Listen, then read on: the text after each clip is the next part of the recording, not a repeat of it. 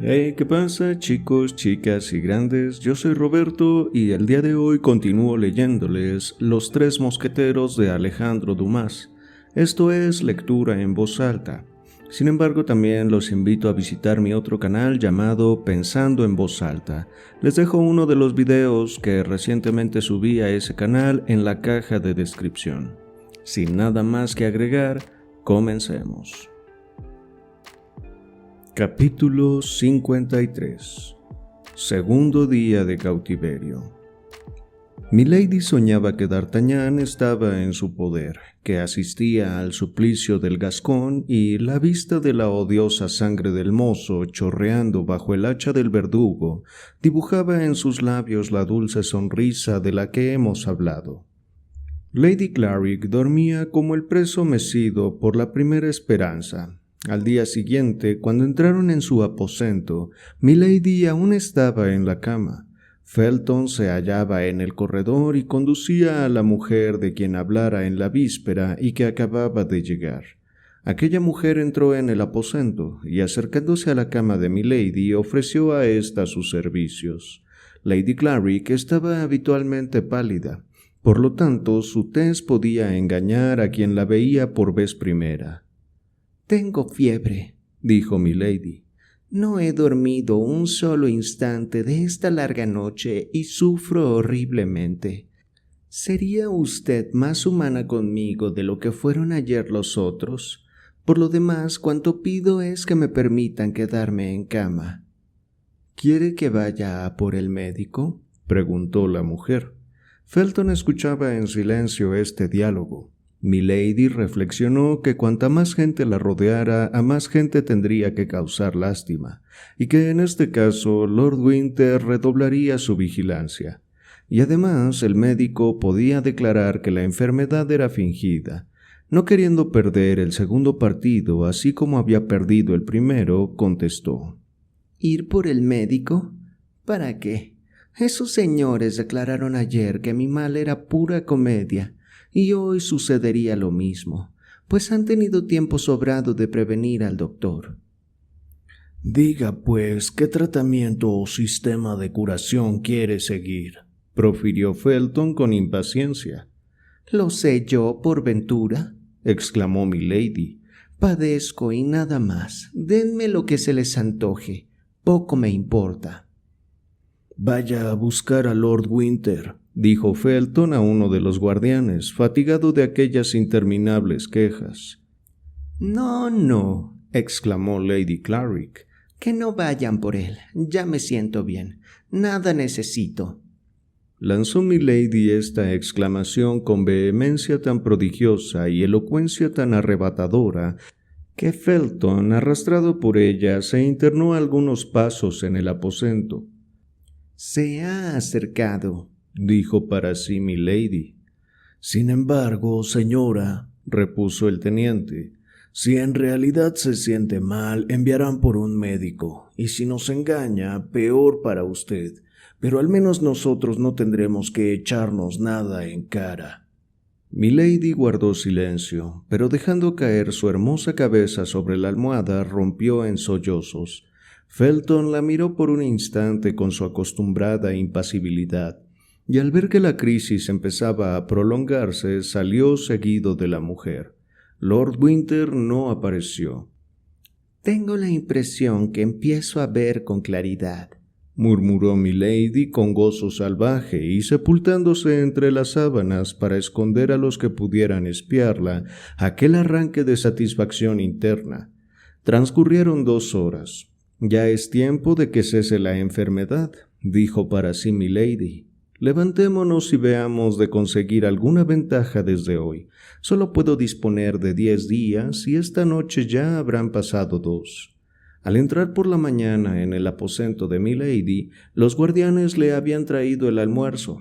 Milady supuso que no tardarían en volver para levantar los manteles, y que en aquel momento vería nuevamente a Felton. Lady Clarick no se equivocó. El teniente entró otra vez, y sin fijarse en si aquella había comido o no, hizo señal de que se llevasen fuera del aposento la mesa que solían traer servida. Felton, que llevaba un libro en la mano, permaneció en el aposento hasta que todos se hubieron marchado. Milady, recostada en un sillón junto a la chimenea, hermosa, pálida y resignada, parecía una santa virgen que aguardase el martirio. «Lord Winter, que es católico como usted, señora», dijo el teniente acercándose a Milady, «ha imaginado que la privación de los ritos y de las ceremonias de su religión puede serle penosa. Así pues, consciente en que todos los días lea el ordinario de su misa. Aquí tiene un libro que contiene el ritual». La manera como Felton puso el libro sobre la mesita junto a la cual estaba Milady, el acento con el que pronunció los dos vocablos «su misa», y la sonrisa de desdén con que los acompañó incitaron a la presa a levantar la cabeza y mirar con más atención al teniente. Milady, al ver el severo tocado del joven, su exageradamente sencillo uniforme y su frente pulida como el mármol, pero dura e impenetrable como éste, conoció en su interlocutor a uno de aquellos sombríos puritanos con quienes se había encontrado ora en la corte del rey Jacobo I de Inglaterra, ora en la del rey de Francia, donde no obstante el recuerdo de la noche de la Saint-Barthélemy venían de vez en cuando a buscar refugio.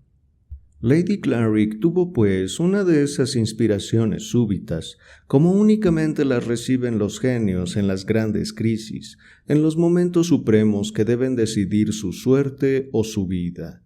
En efecto, aquellas dos palabras, su misa, y una sola mirada dirigida a Felton le habían revelado toda la importancia de la respuesta que ella iba a dar.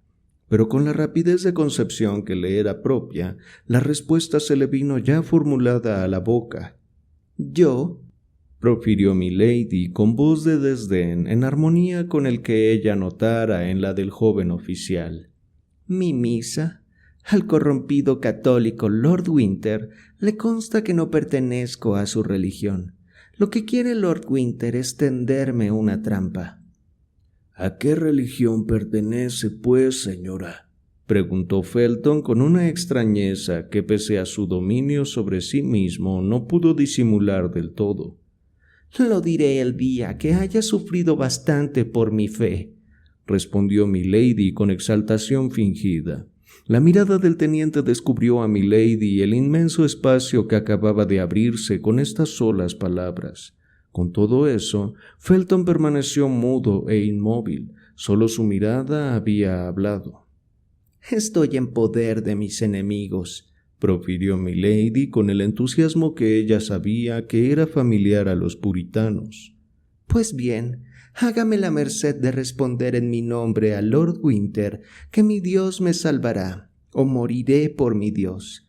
En cuanto a este libro», añadió Lady Clarick, mostrando el ritual con la punta del dedo, pero sin tocarlo, como si su contacto debiera mancharla, «puede devolvérselo y servirse usted mismo de él, pues sin duda es doblemente cómplice de Lord Winter.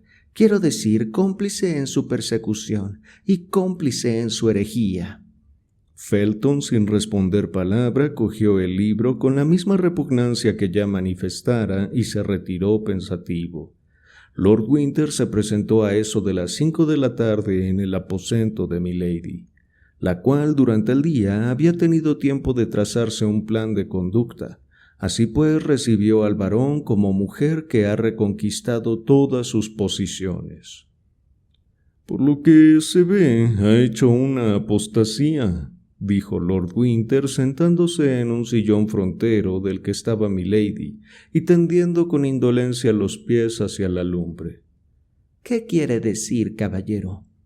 «Quiero decir que desde la última vez que nos hemos visto ha cambiado de religión. ¿Se habrá casado con un tercer marido protestante por ventura?» «Explíquese, milord», repuso con majestad la presa. «Porque en verdad le digo que si entiendo sus palabras, no las comprendo». «Señal de que no profesa religión alguna. Prefiero esto», profirió con zumba Lord Winter. «Esto se compagina más con sus principios», contestó con frialdad milady. No, me tiene muy sin cuidado. Por más que no declare su indiferencia religiosa, darían fe de ella sus escándalos y sus crímenes. Exclamó Lord Winter. ¿Usted habla de escándalos, Mesalina Lady Macbeth? ¿O he oído mal? ¿O vive Dios que es muy grande su impudicia? Habla de esta suerte porque sabe que nos están escuchando, replicó con impasibilidad Lady Clarick, y quiere interesar contra mí a sus carceleros y a sus verdugos. ¿Mis carceleros? ¿Mis verdugos? Vaya, parece que ahora lo toma por el lado poético, y que la comedia de ayer degenera esta tarde en tragedia. Por lo demás, dentro de 8 días estará donde debe estar y yo habré cumplido mi tarea. Tarea infame e impía, repuso milady con la exaltación de la víctima que provoca a su juez. Me da la impresión que a la bribona se le trastrueca el juicio, dijo Lord Winter levantándose. Venga, cálmese, señora puritana, o le hago encerrar en un calabozo.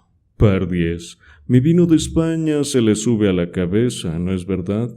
Pero no tema, esa borrachera no es peligrosa y no tendrá malas consecuencias. Y Lord Winter se fue echando votos, lo cual era una costumbre muy aristocrática en aquel tiempo. Felton estaba detrás de la puerta y no había perdido sílaba de la escena que acabamos de describir. Milady había dado en el clavo. «Sí, ve», dijo la presa a su cuñado.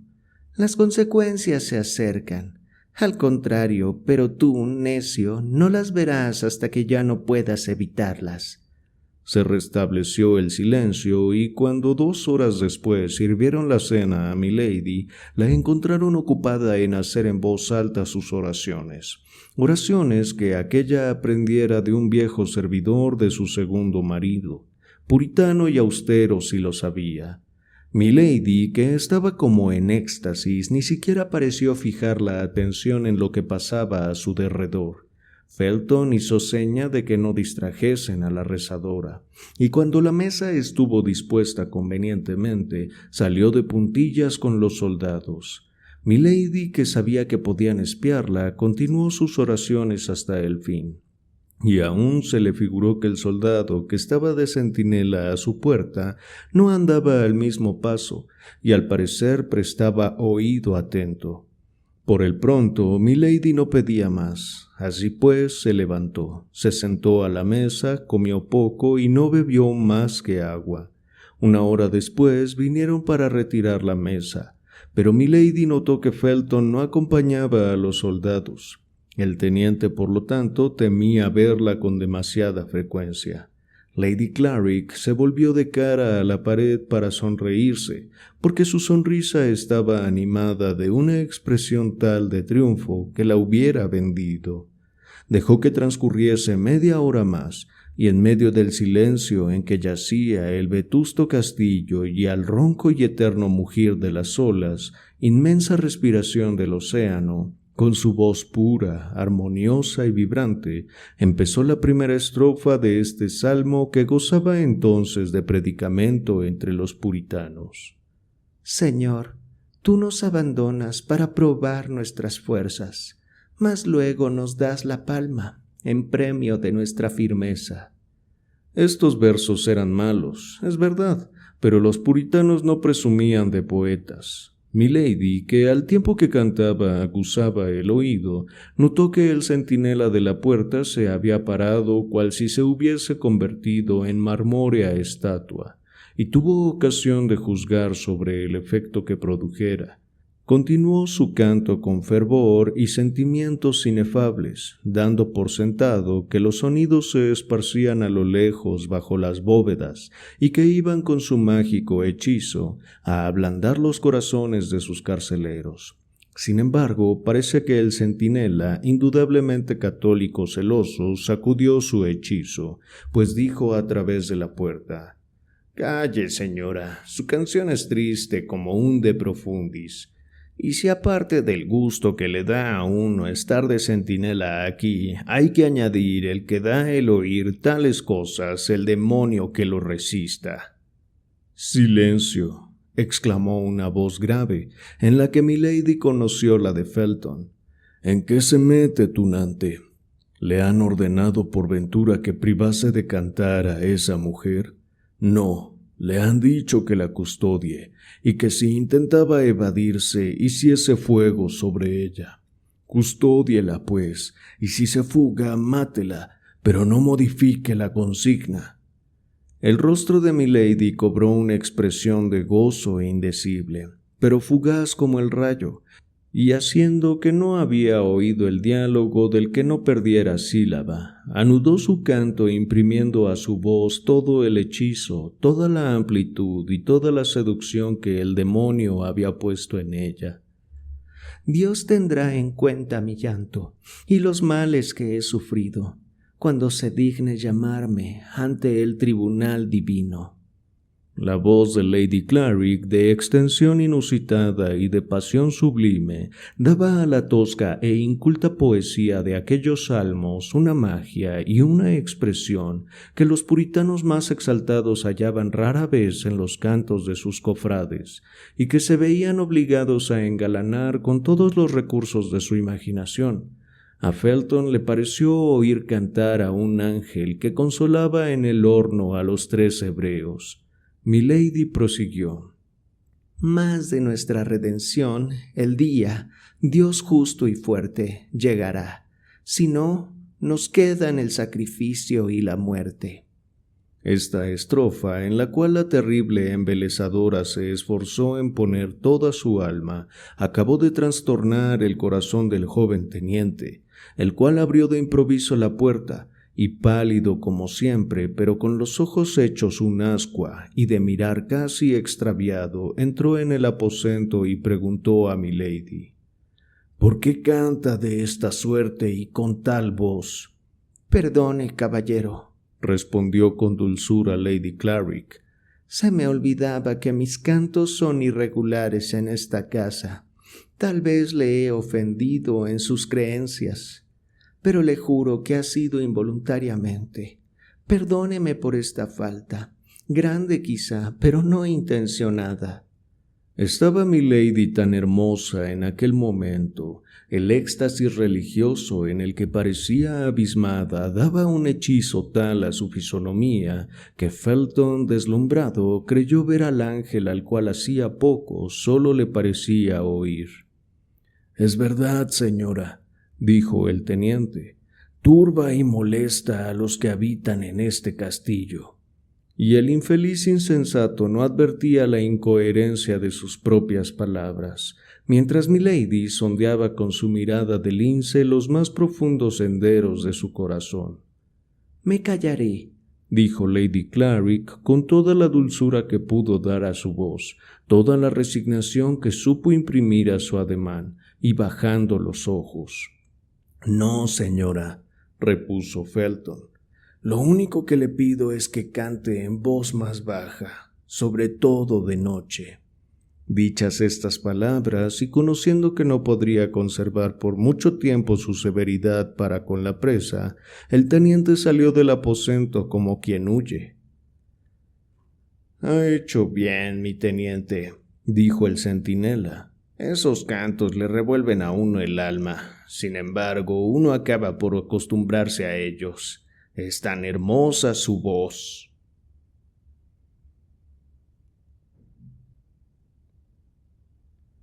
Capítulo 54. Tercer día de cautiverio. Felton había entrado en el aposento, pero esto no era bastante. Urgía retenerlo, y mejor aún que se quedase solo. Sin embargo, milady aún no veía sino muy confusamente el medio que debía conducirla a este fin. Era menester más todavía, era preciso hacer hablar al teniente, para hablarle también a él, porque milady sabía que su más poderosa seducción estaba en su voz, que tan hábilmente recorría toda la gama de los tonos, desde el lenguaje humano hasta el de los ángeles. No obstante, pese a esta seducción, milady podía estrellarse contra el más leve contratiempo, pues Felton estaba prevenido. Desde aquel momento, milady puso sumo cuidado en todas sus acciones y en sus palabras, hasta en sus más sencillas miradas, como en sus ademanes y en su respiración, que podía ser interpretada como un suspiro. En una palabra, lo estudió todo, como hace un hábil comediante a quien acaban de confiarle un papel al que no está acostumbrado.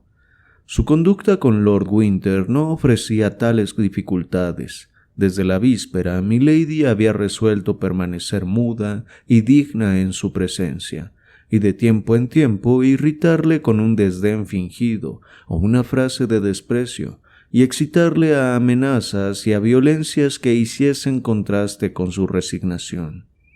Puede que Felton no dijese nada, pero al menos lo presenciaría todo. Por la mañana, el teniente vino como de costumbre, pero milady le dejó dirigir los preparativos del almuerzo sin dirigirle la palabra. En el momento de retirarse Felton, Lady Clarick vislumbró una esperanza.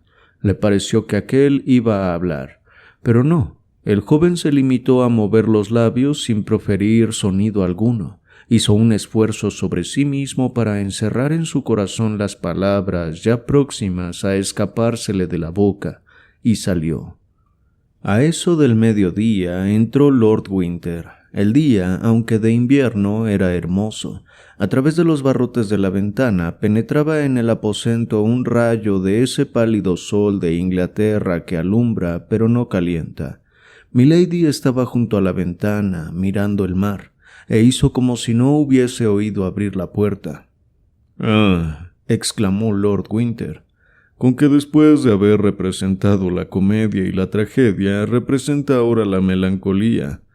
Lady Clarick no respondió. «Comprendo», continuó Lord Winter. «Querría verse libre en esa playa, hender las olas de ese mar de esmeralda, a bordo de una velera nave, y en tierra o en el mar, armarme una celada como usted sabe combinarlas. Paciencia, paciencia. Dentro de 4 días podrá pisar la playa, y el mar le será abierto más que usted no quisiera. Dentro de 4 días Inglaterra se verá libre de usted». «Señor, señor», profirió milady enclavijando los dedos, fijando en el cielo sus hermosos ojos, y con voz y ademán angelicales. «Perdone a ese hombre como yo le perdono».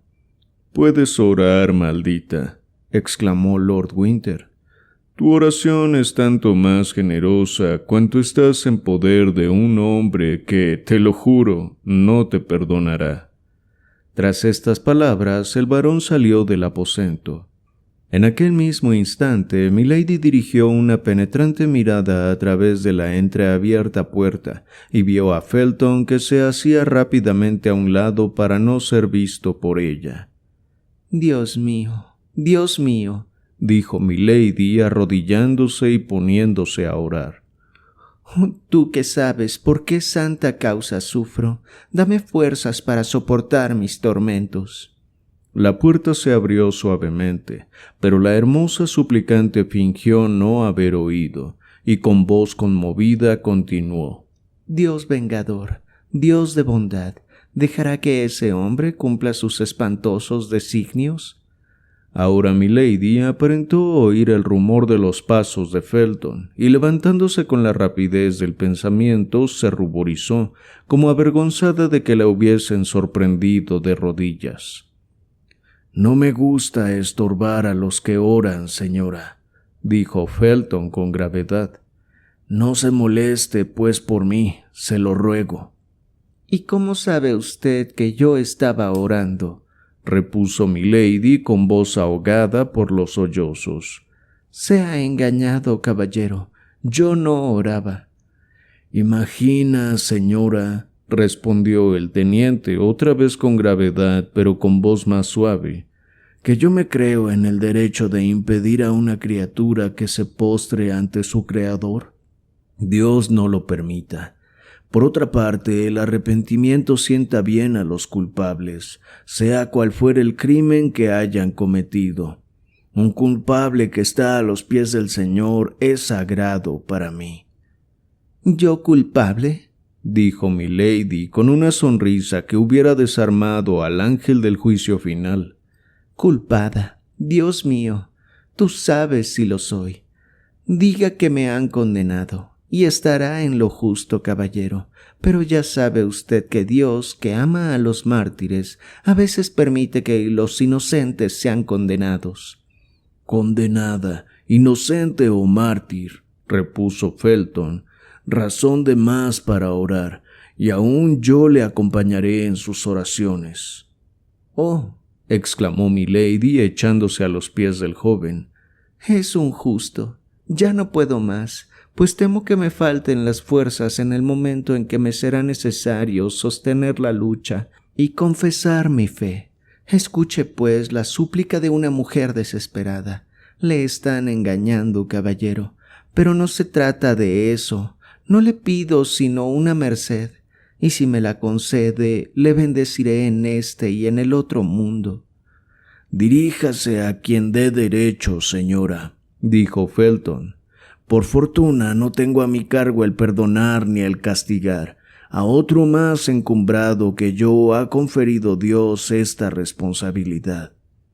«No, solamente a usted, a nadie más que a usted. Antes que contribuir a mi perdición y a mi ignominia, escúcheme». «Si se ha hecho acreedora a esa ignominia, señora, es menester sufrirla ofreciéndola a Dios». «¿Qué está diciendo? Oh, no me ha comprendido. ¿Usted cree que al hablar yo de ignominia me refiero a un castigo cualquiera, a la prisión o a la muerte? Dios lo quiera. ¿Qué me importan a mí la muerte o la prisión?». «Señora», profirió el joven, «ahora soy yo quien no le comprendo». «Oh, que finge no comprenderme», contestó la presa con sonrisa de duda. «Señora, por mi fe de cristiano le juro y por mi honra de soldado le garantizo que no le comprendo». «¿Cómo? ¿Usted ignora los designios de Lord Winter respecto de mí?». «De todo punto». «Es imposible, usted es su confidente». «Nunca miento, señora». «Sin embargo, los oculta muy poco para que uno no los adivine». «No intento adivinar nada, señora», repuso Felton. «Aguardo a que me lo confíen. Aparte de lo que me ha dicho ante usted, Lord Winter no me ha confiado cosa alguna».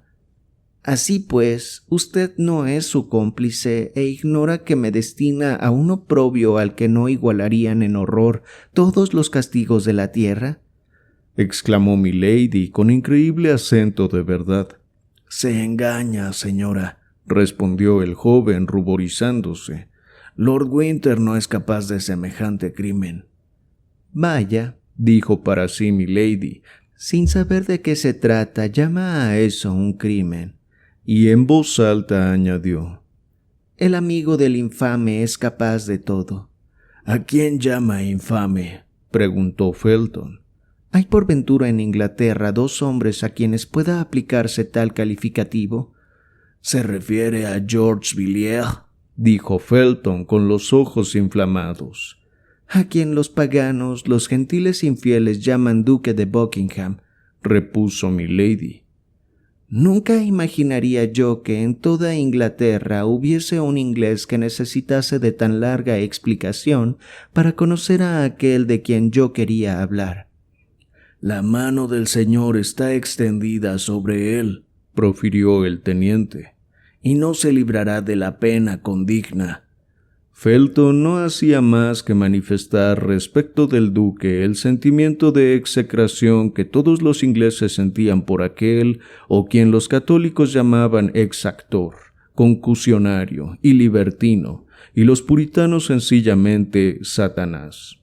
«Dios mío», exclamó milady, «si le suplico que envíe a ese hombre el castigo que merece, ya sabe que no es para satisfacción de mi propia venganza, sino para rescate de todo un pueblo». «¿Así pues lo conoce?», preguntó Felton. Por fin me interroga, dijo para sí milady, llena de gozo por haber llegado tan pronto a un resultado tan grande, y dirigiéndose al teniente añadió: ¿Que si lo conozco? Oh sí, por mi desgracia, por mi eterna desventura. Dichas estas palabras, milady se retorció los brazos como en el paroxismo del dolor. Felton, que indudablemente sintió que le abandonaban las fuerzas, dio algunos pasos hacia la puerta. Pero milady, que no lo perdía de vista, de un brinco se puso a su lado y lo detuvo diciéndole: Caballero, sea suficientemente bondadoso y clemente para escuchar mi ruego. El cuchillo que la fatal prudencia del varón me ha arrebatado, porque sabe el uso que yo quiero hacer de él. Oh, escúcheme hasta el fin. El cuchillo ese, devuélvamelo. No sea sino por un minuto. Por favor, por caridad se lo pido. Abrazada a sus rodillas. No es para revolverlo contra usted. Contra usted, oh Dios santo, contra usted, único ser bueno, justo y compasivo que he encontrado, contra usted que quizás sea mi salvador.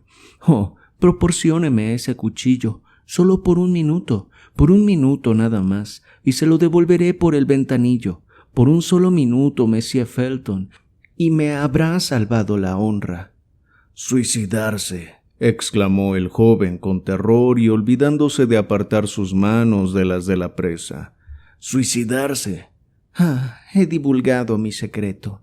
Todo lo sabe. Dios mío, estoy perdida, dijo milady bajando la voz y dejándose caer rendida en el suelo. Felton permanecía en pie, inmóvil e indeciso. Todavía duda, dijo para sí milady. No he desempeñado con bastante verdad mi papel. En esto se oyeron pasos en el corredor, y en ellos la presa conoció a Lord Winter. Felton lo conoció también y avanzó hacia la puerta. «Oh», profirió milady con voz concentrada y emparejando con el teniente. «No manifieste a ese hombre ni una palabra de cuanto le he dicho. Estoy perdida, y sería usted... Como el rumor de pasos iba acrecentándose por momentos, milady se calló, temerosa de ser oída, pero con gesto de terror indecible puso su hermosa mano en la boca de Felton, el cual apartó de sí con suavidad a milady, que fue a caer en su silla de caderas. Lord Winter pasó por delante de la puerta sin detenerse y se alejó. Felton, pálido como un cadáver, permaneció por espacio de algunos segundos con el oído atento, y cuando se hubo apagado el rumor de los pasos de Lord Winter, respiró como quien despierta de un sueño y salió precipitadamente de la pieza. Dijo para sí milady, escuchando a su vez el rumor de los pasos de Felton que se alejaban en dirección opuesta a los del varón. Por fin eres mío. Sin embargo, añadió milady, si habla a Lord Winter no hay remedio para mí, pues que sabe que yo no me mataré, ante él pondrá un cuchillo en mis manos, y resultará que toda mi desesperación no es más que una farsa. Formulado este soliloquio, milady fue a mirarse al espejo. Nunca había estado tan hermosa. «Oh, no le hablará», murmuró Lady Clarick sonriéndose. Por la noche Lord Winter acompañó la cena. «Caballero», dijo milady, ¿acaso su presencia es un accesorio obligado de mi cautiverio? ¿No podría evitarme el acrecentamiento de dolor que me causan sus visitas? «¿Y eso, mi querida hermana?», exclamó Winter. «¿No me dijo de una manera sentimental, con esos hermosos labios, hoy tan crueles para mí, que había venido a Inglaterra con el único y exclusivo objeto de verme, en lo que hallaba tanto gozo y sentía tan hondamente el verse privada de él, que para disfrutarlo lo había arrostrado todo, mareo, borrasca y cautiverio? Pues ya estoy aquí, dése por satisfecha. Por otra parte, esta vez mi visita es motivada». Milady tuvo por cierto que Felton había hablado y se estremeció. Quizás era aquella la primera vez de su vida que semejante mujer sintió tan profundas y opuestas emociones y le latió con tanta fuerza el corazón. La presa estaba sentada. Winter hizo rodar un sillón hasta aquella y se sentó también. Luego sacó de su bolsillo un papel y lo desdobló con lentitud. Quería mostrarle esta especie de pasaporte redactado por mí y que desde hoy le servirá de cédula en la vida que consiento en dejarle. El varón desvió los ojos del rostro de milady, los posó en el papel y leyó lo siguiente. Por el presente se ordena la conducción de... El nombre está en blanco, repuso Winter interrumpiéndose. Si tiene alguna preferencia por este o el otro punto, manifiéstemelo, y con tal esté a 1 millar de leguas de Londres, la complaceré. Prosigo. Por el presente se ordena conducir a la llamada Charlotte Backson, errada por la justicia del Reino de Francia, pero puesta en libertad después del castigo, donde deberá residir sin que pueda alejarse más de 3 leguas, y si intentara evadirse se le aplicará la pena de muerte. Para su alojamiento y sostén recibirá 5 chelines diarios. Esa orden no me atañe a mí, replicó con frialdad milady. Lleva otro nombre que el mío. ¿Acaso tiene alguno? El de su hermano. Se engaña. Mi hermano era su segundo marido, y el primero que tuvo vive todavía. Dígame cómo se llama este último y pondré su nombre en lugar del de Charlotte Backson. ¿No? ¿No quiere? ¿Guarda silencio? Muy bien, será inscrita bajo el nombre que ya consta en este papel. Milady permaneció silenciosa, pero ahora no por afectación, sino supeditada por el terror, pues supuso que la orden iba a ser ejecutada enseguida, aquella misma noche, por haber Lord Winter hecho anticipar la partida. Por un instante, pues, aquella lo vio todo perdido. A pesar de ello, de pronto notó que el documento no estaba autorizado con firma alguna, y tan intenso fue el gozo que la colmó tal descubrimiento que no pudo ocultarlo.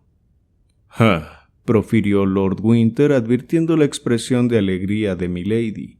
«Busca la firma, y como no la ve se dice, aún no se ha perdido todo, pues la orden no está firmada. Me la muestran para asustarme y nada más. Cuán equivocada anda. Mañana esta orden será enviada a Lord Buckingham. Pasado mañana volverá asignada de su mano y con su sello, y 24 horas después le aseguro que la pondré en ejecución. Es cuanto tenía que decirle. Adiós». Y yo le digo que semejante abuso de fuerza y tal destierro bajo un nombre supuesto son una infamia. «¿Prefiere que la ahorquen bajo su verdadero nombre?», repuso el varón. «Ya sabe cuán inexorables son las leyes inglesas respecto del abuso del matrimonio. Hable con franqueza, aunque mi nombre, o más bien el nombre de mi hermano, figure en este asunto. Arrostraré la ignominia de un proceso público para estar seguro de que con ello me veré desembarazado de usted». Milady no respondió, pero se puso pálida como un cadáver. «Veo que prefiere la peregrinación. De perlas. Dicen que los viajes forman a la juventud. Por mi fe que no piensa malamente, pues al fin y al cabo la vida tiene atractivos. Por eso cuido de que no me la quiten. Falta pues arreglar el asunto de los 5 chelines. Me muestro algo parsimonioso, ¿no es verdad? Esto estriba en que no quiero que corrompa a sus guardianes. Por otra parte, siempre le quedarán sus gracias para seducirlos. Eche mano de ellas y su descalabro con Felton no le ha quitado el gusto a las tentativas de este jaez». «Felton no ha hablado», dijo para sí milady. «Todavía no se ha perdido nada». «Y ahora hasta la vista», profirió el varón. «Mañana volveré para anunciarle la partida de mi mensajero». Lord Winter se levantó, saludó con ironía a milady y salió. A milady se le dilató el pecho, aún le quedaban 4 días, plazo suficiente para acabar de seducir a Felton. Sin embargo, le asaltó una idea terrible, la de que Lord Winter enviaría tal vez al mismo Felton para hacer firmar la orden a Buckingham. De suceder así, el teniente se le escapaba de entre las manos, y para triunfar era menester la magia de una seducción continua. Con todo eso, ya hemos dicho que a milady le tranquilizaba una cosa, el que Felton no había hablado. La presa quiso no aparentar emoción alguna por las amenazas que le dirigiera Lord Winter, a cuyo afecto se sentó a la mesa y comió. Luego, y como en la víspera, se puso de rodillas y repitió en voz alta sus oraciones, y como en la víspera también, el centinela dejó de andar y se detuvo para escucharla. A poco, milady oyó pasos más ligeros que los del centinela, que venían de lo último del corredor y se detuvieron a su puerta. «Es él», dijo milady, y se puso a entonar el mismo cántico que en la víspera había exaltado de tal suerte a Felton. Pero por más que su voz meliflua, extensa y sonora hubiese vibrado más armoniosa y desgarradora que nunca, la puerta permaneció cerrada. A milady le pareció, al dirigir una furtiva mirada al ventanillo, percibir a través de la apretada reja los ardientes ojos del joven, pero realidad o visión, Felton tuvo ahora suficiente energía para no entrar. Lo único que pasó fue que poco después de haber acabado su cántico, a milady le pareció oír un profundo suspiro. Luego, y como con pesar, los mismos pasos que aquella oyera acercarse se alejaron pausadamente.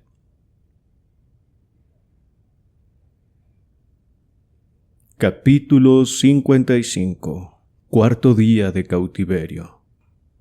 Al entrar Felton al día siguiente en el aposento de milady, la encontró levantada, subida sobre un sillón y teniendo en la mano una cuerda tejida con algunos pañuelos de batista desgarrados en tirillas, trenzadas y unidas por los cabos. Milady, al oír el ruido que hizo Felton al abrir la puerta, se bajó de un salto de su sillón e intentó esconder tras sí la improvisada cuerda, pero sin soltarla.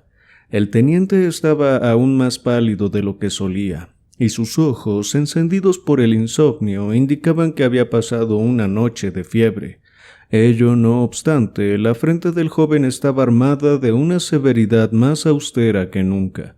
Felton se acercó lentamente a milady, que se había sentado, y cogiendo por uno de sus cabos la mortífera trenza que por descuido o adrede aquella dejara al descubierto, preguntó con frialdad: «¿Qué es eso, señora?»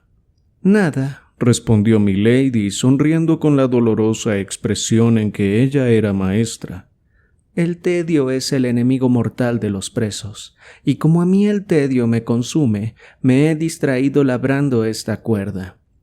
Felton fijó la mirada en el sitio del muro ante el cual encontrara a milady en pie sobre el sillón en el que ahora estaba sentada, y encima de su cabeza vio un garfio dorado y empotrado en la pared, que servía para colgar de él ropas o armas. El teniente se estremeció y lo notó milady, que por más que tenía los ojos clavados en el suelo, lo veía todo. «¿Y qué estaba haciendo en pie sobre este sillón?», preguntó el joven puritano. «¿Qué le importa?», respondió milady. «Deseo saberlo». «No me interrogue», profirió la presa. «Ya sabe que a nosotros, verdaderos cristianos, nos está vedado mentir». «Pues yo le diré lo que estaba haciendo, o más bien lo que iba a hacer», dijo Felton. «Iba a ejecutar el fatal designio que alimenta en su mente. Vea lo que hace, señora. Si nuestro Dios prohíbe la mentira, con más severidad aún prohíbe el suicidio». «Créame, caballero», repuso milady con voz de profunda convicción. «Cuando Dios ve a una de sus criaturas perseguida injustamente, colocada entre el suicidio y la deshonra, le perdona el suicidio, que se convierte en martirio en este caso». «Dice mucho o muy poco, señora», profirió el teniente. «Así pues le pido que se explique». «¿Que yo le cuente mis desventuras para que las tilde de embustes? y le haga sabedor de mis proyectos para que vaya a denunciarlos a mi perseguidor? Nunca, caballero. Por otra parte, ¿qué le importa a usted que viva o muera una infeliz condenada? Usted no responde más que de mi cuerpo, y con tal de que presente mi cadáver y pueda acreditarse que es el mío, no le exigirán más, y quizás obtenga doble recompensa. «¿Yo, señora?», exclamó Felton. «¿Y usted imagina que aceptaría yo el precio de su vida? No, usted no siente lo que dice». «Déjeme hacer, Felton», dijo milady exaltándose. «Todo soldado debe ser ambicioso, y yo le garantizo que si ahora es teniente, seguirá mi cortejo fúnebre con el empleo de capitán». «Pero, señora», exclamó enternecido el joven, «¿qué le he hecho yo para que eche sobre mí tamaña responsabilidad ante Dios y los hombres? Dentro de pocos días habrá salido de aquí. Su vida ya no estará bajo mi custodia y», añadió Felton dando un suspiro, «entonces hará lo que le plazca». «Así que usted», profirió milady como arrebatada por santa indignación, «hombre piadoso y según le llaman justo, solo desea que no le inculpen ni le molesten por mi muerte». «Debo velar por su vida, señora, y lo haré». «¿Pero no ve el oficio que está desempeñando?», exclamó milady. «Si ese oficio sería ya cruel siendo yo culpable, ¿qué nombre le dará y qué nombre le dará el Señor si soy inocente?» «Señora, soy soldado y cumplo las órdenes que he recibido». «¿Y usted cree que en el día del juicio final separará de los jueces inicuos a los verdugos ciegos? ¿No quiere que yo mate mi cuerpo y le haga instrumento del que quiere matar mi alma?» «Le repito, señora», repuso Felton perturbado, «que no le amaga peligro alguno. Respondo de Lord Winter como de mí mismo». «Insensato», exclamó milady. «Oh, sí, se necesita ser insensato para responder de otro hombre cuando los más sabios, según Dios, vacilan en responder de sí mismos. Se necesita haber perdido la razón para ponerse del lado del más fuerte y más dichoso para abrumar al más débil y desventurado». «Es imposible, señora», murmuró Felton, que en lo íntimo de su corazón conocía la exactitud de aquel argumento. «Presa no recobrará la libertad por mí. Viva no perderá por mí el aliento». «Pero perderé lo que me es mucho más caro que la vida», exclamó milady. «Perderé la honra, y a usted le haré responsable ante Dios y ante los hombres de mi oprobio y de mi infamia». Ahora Felton, por muy impasible que fuese o aparentase ser, no pudo resistir al influjo secreto que ya se apoderara de él. Ver a aquella mujer tan hermosa, blanca como la más cándida visión, y tan pronto desconsolada como amenazadora, y sufrir a la vez el ascendiente del dolor y de la hermosura, era excesivo para un visionario, para un cerebro minado por los ardientes sueños de la fe extática, para un corazón corroído a un tiempo por el amor del cielo que abraza y por el odio de los hombres que devora.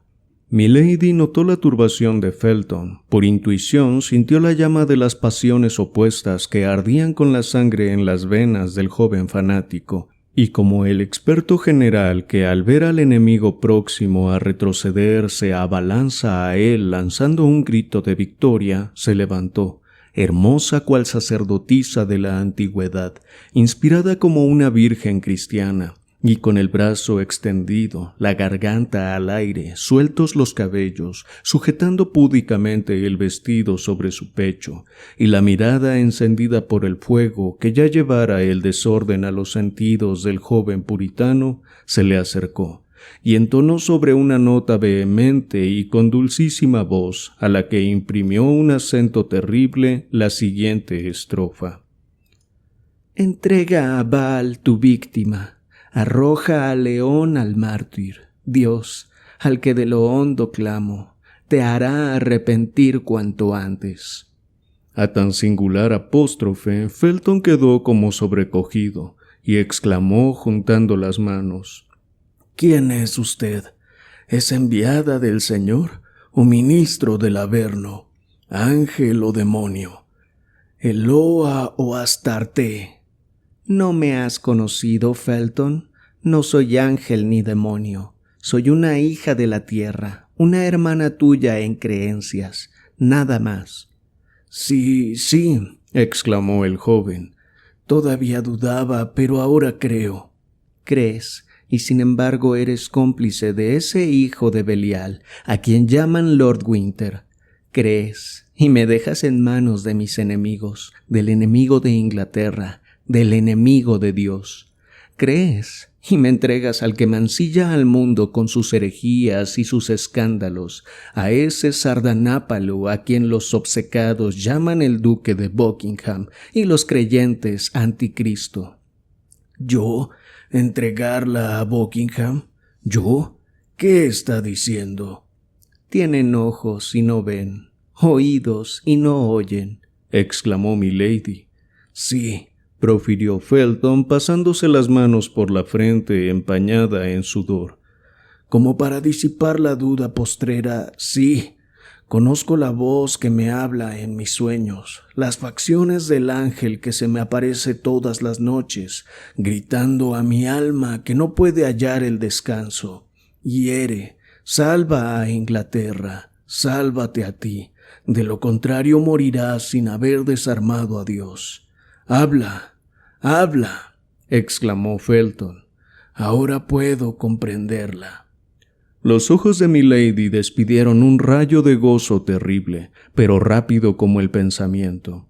Sin embargo, por fugitiva que hubiese sido la llamarada, Felton la vio, y se estremeció como si aquella luz hubiese alumbrado los abismos del corazón de la presa. De improviso, se le refrescaron al teniente las advertencias de Lord Winter, las seducciones de milady y sus primeras tentativas la noche de su llegada, y retrocedió un paso y bajó la cabeza, pero sin dejar de mirar a su interlocutora, como si, fascinado por tan extraña criatura, sus ojos no pudiesen desviarse de los de ella.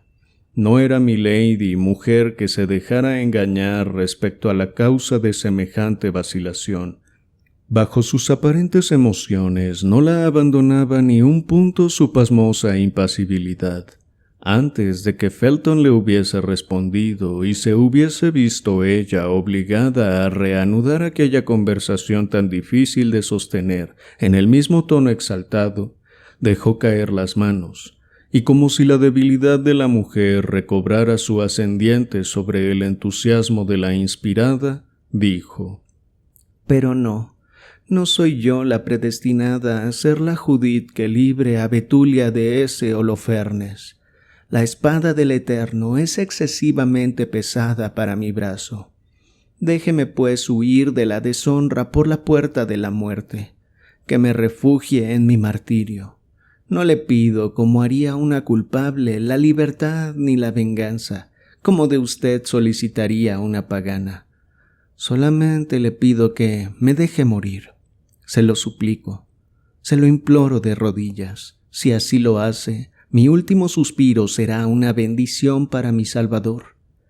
Felton, al oír aquella voz meliflua y al ver aquella mirada tímida y abatida, se acercó nuevamente a milady. Poco a poco la hechicera había ido revistiéndose de los mágicos atractivos que tomaba y dejaba a su antojo, es decir, de la belleza, la dulzura, las lágrimas, y sobre todo del irresistible hechizo de la voluptuosidad mística, la más aniquilante de todas las voluptuosidades.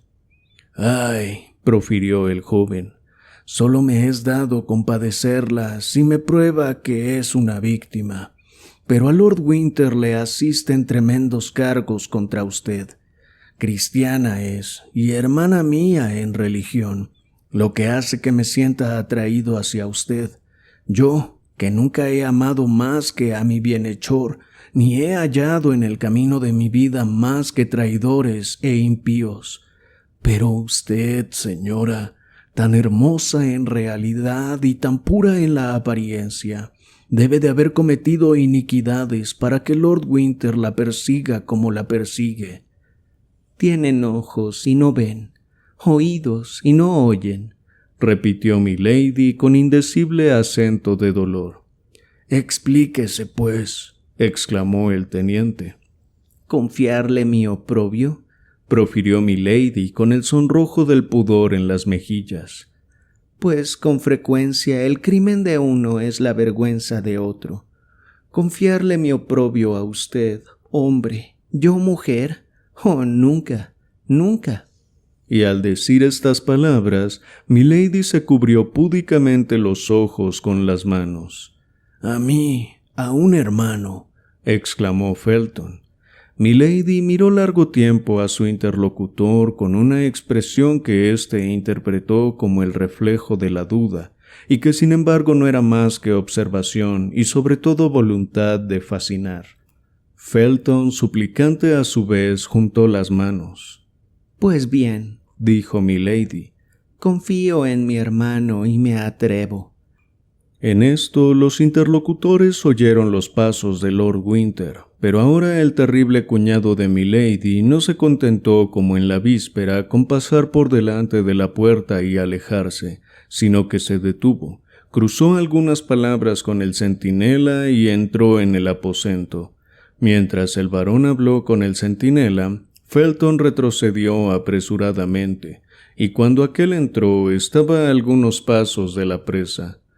Lord Winter entró con lentitud y dirigió una mirada escrutadora a milady y al joven teniente.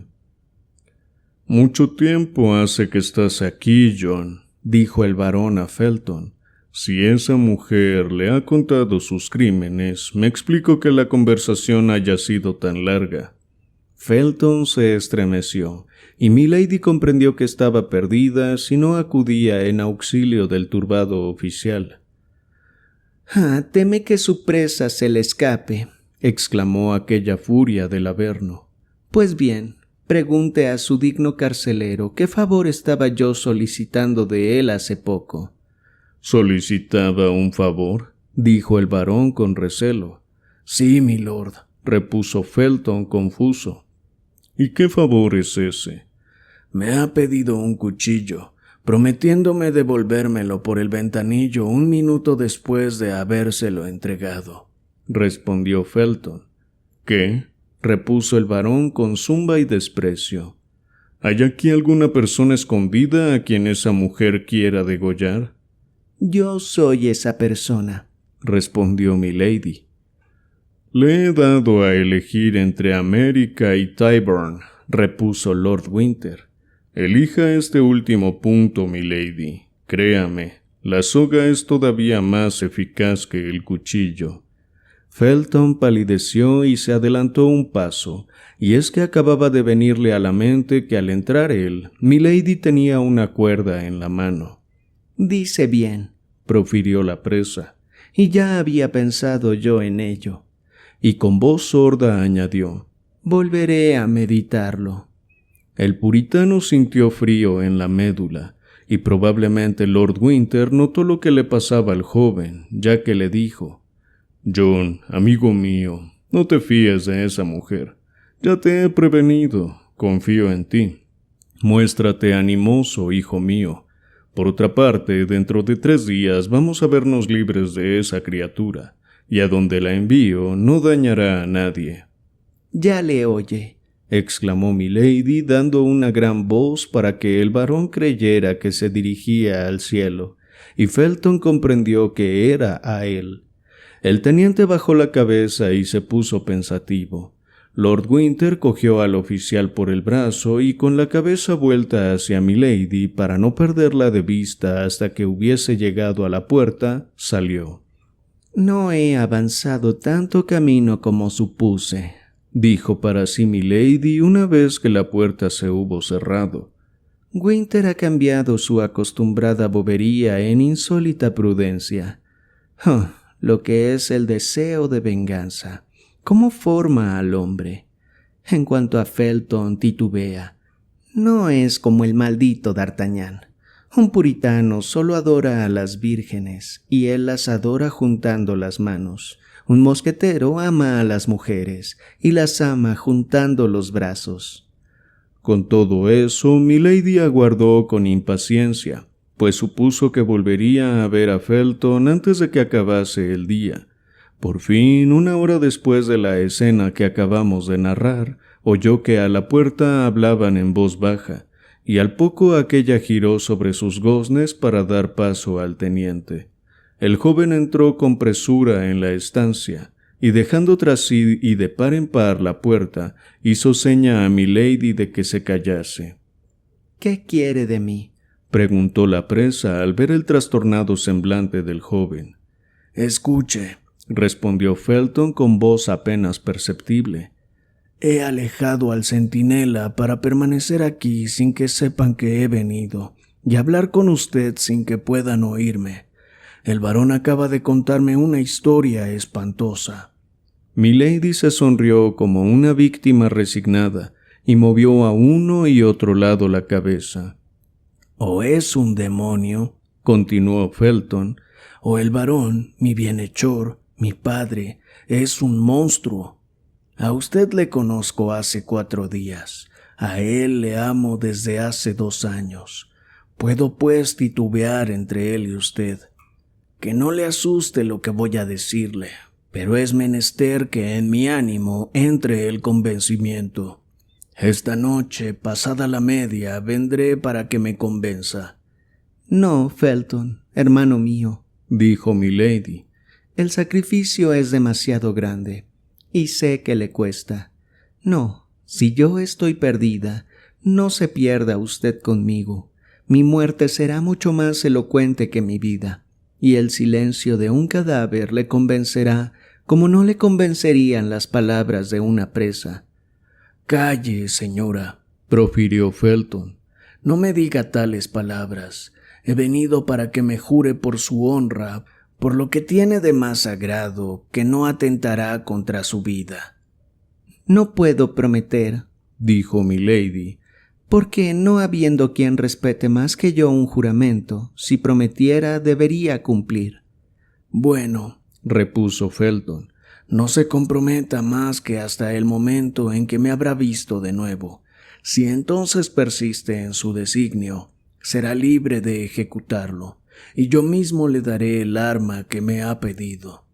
«Le aguardaré, pues», contestó milady. «Júremelo». «Se lo juro por nuestro Dios. ¿Está satisfecho?» «Hasta esta noche, pues», dijo Felton. Este salió impetuosamente, cerró la puerta y aguardó junto a ella, con el espontón del centinela en la mano, como si hubiese reemplazado a éste en su servicio. Al regresar el soldado, Felton le devolvió su arma. A través del ventanillo al que se acercara, milady vio cómo el joven se persinaba con fervor delirante y se marchaba, ebrio de gozo, por el corredor. En cuanto a milady, se volvió a su sitio, y con una sonrisa de salvaje desprecio en los labios, repitió blasfemando el nombre terrible de Dios, por el cual jurara sin que nunca hubiese aprendido a conocerle. «¡Ja! Fanático e insensato», dijo. «Mi Dios soy yo y el que me ayude a vengarme».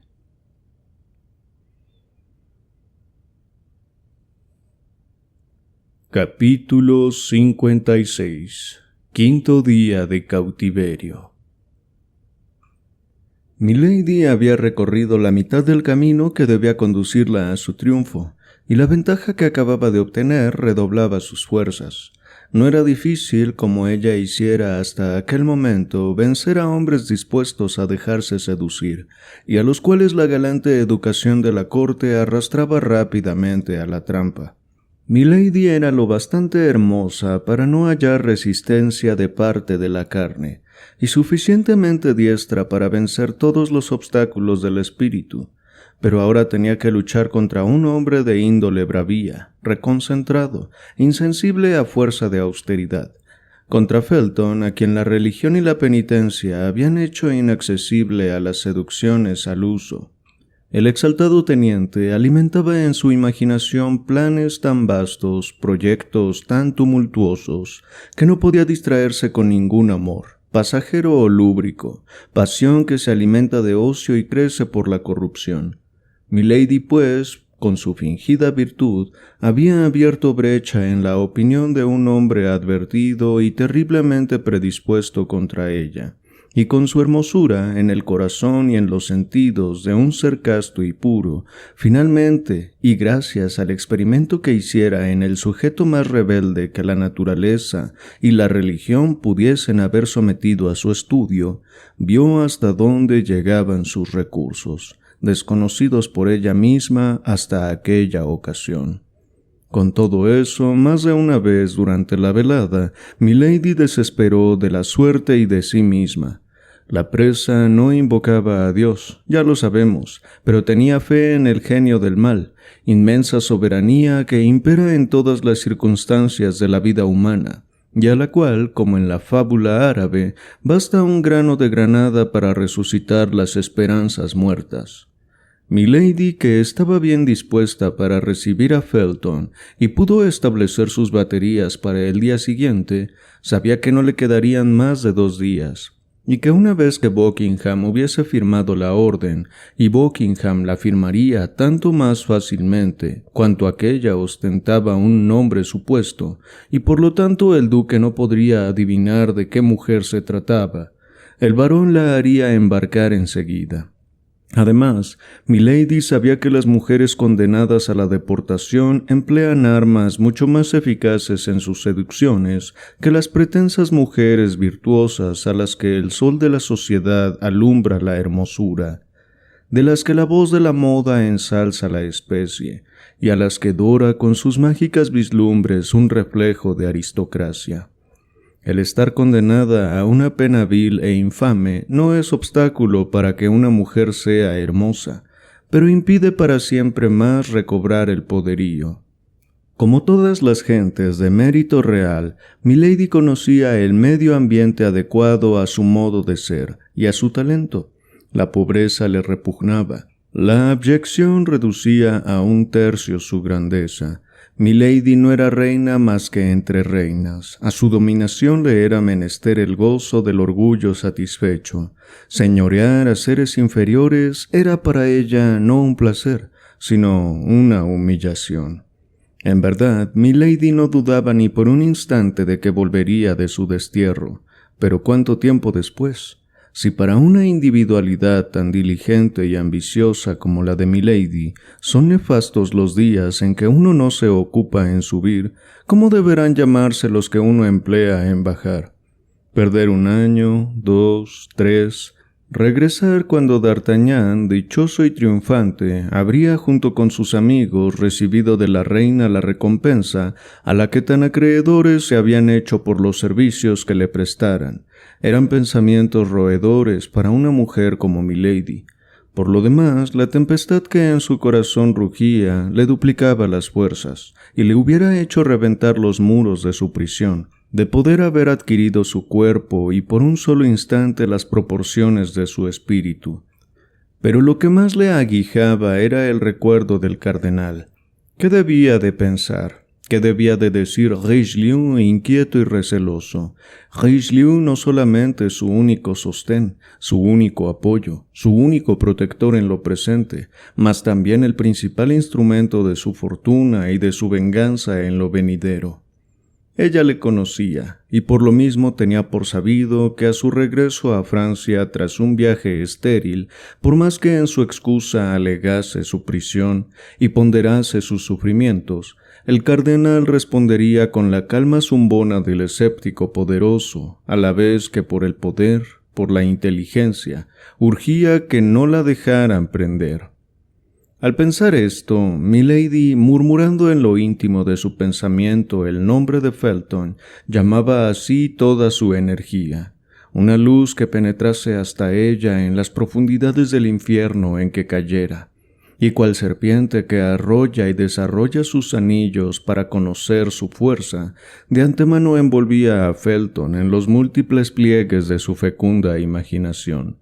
Con todo eso, y unas en pos de otras, las horas parecían despertar la campana a su paso, y cada golpe de la lengua de bronce resonaba en el corazón de la presa. A las 9, Lord Winter hizo su acostumbrada visita. Examinó la ventana y los barrotes, tanteó el suelo y las paredes, y escudriñó la chimenea y las puertas, sin que durante esta larga y minuciosa visita ni él ni milady pronunciasen palabra. Y es que una y otro debían de comprender que la situación había adquirido demasiada gravedad para perder el tiempo en dimes y diretes y en explosiones de cólera ineficaces. «Vamos», dijo el varón al dejar a la presa. «No se fugará aún esta noche». A las 10, Felton vino a colocar un centinela, y milady lo reconoció por su andar. Ahora la presa adivinaba la llegada del puritano como una amante adivina la del amado de su corazón, y sin embargo, milady detestaba y despreciaba a aquel débil fanático. Como no era la hora convenida, Felton no entró. 2 horas después, al sonar la medianoche, el centinela fue relevado. Era el momento señalado. Así es que, desde aquel instante, milady aguardó con impaciencia. El nuevo centinela empezó a pasearse por el corredor. Al cabo de 10 minutos, Felton volvió. Milady se hizo oídos. «Escucha», dijo el puritano al centinela. «Bajo pretexto alguno te alejes de esta puerta. Pero ya sabes que anoche mi lord castigó a un soldado por haber abandonado por un instante su puesto, y eso que durante su corta ausencia fui yo quien velé en su lugar». «Lo sé», contestó el soldado. «Te recomiendo, pues, la más escrupulosa vigilancia. Yo voy a entrar para inspeccionar por segunda vez el aposento de esa mujer, que me temo alienta siniestros designios contra sí misma, y a quien he recibido la orden de vigilar». «Bueno», murmuró milady, «ahí que el austero puritano miente». «Cáscaras, mi oficial», repuso el centinela sonriéndose. «No tiene poca suerte en que le confíen tales comisiones, sobre todo si mi lord le ha autorizado para inspeccionar hasta la cama». Felton se puso hecho una amapola, y es seguro que en otras circunstancias habría reprendido al soldado, pero ahora su conciencia le incriminaba demasiado como para que se atreviese a hablar. «Si llamo, ven», dijo el puritano al centinela, «y si vienen, llámame».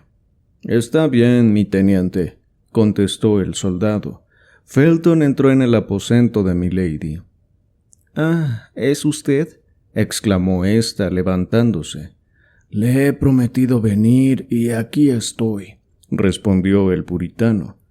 «También me ha prometido otra cosa». «¿Qué?», profirió el joven, a quien pese a su dominio de sí mismo le flaquearon las rodillas y se le cubrió de sudor la frente. «Me ha prometido traerme un cuchillo y dejármelo después de nuestra conversación». «No me hable de esto, señora», repuso Felton. «No hay situación, por terrible que sea, que autorice a una persona a suicidarse. He reflexionado que no debía hacerme reo de tal pecado». «Ah, ha reflexionado», dijo la presa, sentándose en su sillón y sonriendo con desdén. «También he reflexionado yo». «¿Sobre qué?» «Que nada tenía que decir a un hombre que no cumplía su palabra». «Dios mío», murmuró Felton. «Puede retirarse, no diré ni una palabra», exclamó milady. «Aquí está el cuchillo», profirió Felton, sacando de su faltriquera el arma que según su promesa había traído, pero que no se decidía a entregar a milady. «A ver», dijo ésta. «¿Para qué?» «Palabra que se lo devuelvo al instante. Lo pondré sobre esta mesa y se colocará entre él y yo».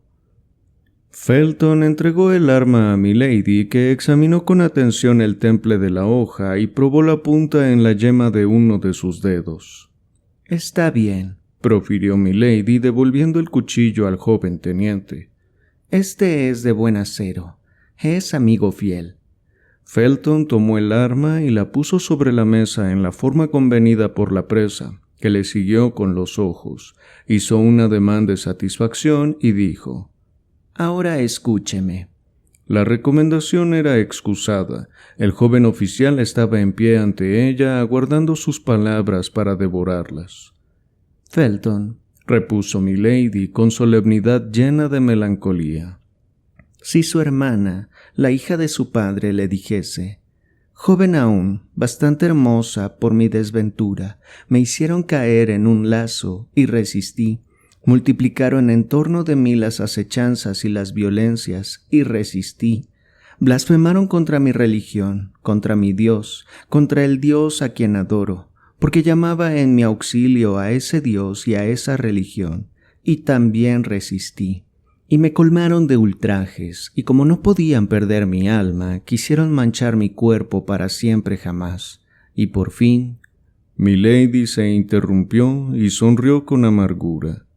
«¿Qué?», dijo Felton. «Por fin una noche», continuó milady, «resolvieron ya que no podían vencerla, paralizar mi resistencia. Una noche, digo, echaron en mi agua un narcótico activo, y no bien hube acabado de cenar, me sentí caer poco a poco en un embotamiento extraño. Aunque de nada recelaba, me asaltó un temor vago e intenté luchar contra el sueño. Me levanté, quise volar a la ventana, pedir socorro, pero mis piernas se negaron a sostenerme. Me parecía que el techo bajaba sobre mi cabeza y me aplastaba con su peso. Tendí los brazos, me esforcé en hablar, y no pude proferir más que sonidos inarticulados. Iba apoderándose de mí un letargo invencible, y viendo que iba a caer, me agarré a un sillón. Pero pronto este apoyo fue insuficiente para mis endebles brazos, y se me dobló una rodilla, y luego la otra. Intenté orar y mi lengua estaba helada. Es indudable que Dios no me vio ni me oyó. Por último, me deslicé al suelo, pábulo de un sueño que tenía todas las apariencias de la muerte. ¿Qué pasó durante mi sueño y cuánto tiempo duró éste? No lo recuerdo. Lo que sé decir es que desperté acostada en un aposento circular, suntuosamente alhajado, en el cual penetraba la luz por una abertura del techo. Puerta, al parecer, no había ninguna. Se diría una prisión magnífica. Largo tiempo estuve sin acertar a explicarme dónde me hallaba y los pormenores que acabo de exponer, pues mi espíritu parecía luchar inútilmente para sacudir las pesadas tinieblas de aquel sueño del que no podía arrancarme. Tenía indicios de haber recorrido una extensión de terreno más o menos larga, del rodar de un coche, de un sueño terrible durante el cual se hubiesen agotado mis fuerzas. Pero todo eso de un modo tan sombrío y tan vago que tales acontecimientos parecían pertenecer a otra vida, que no la mía. Y sin embargo, identificada con la mía por fantástica dualidad, ratos había, tan estupenda era para mí mi situación, en que me parecía estar soñando.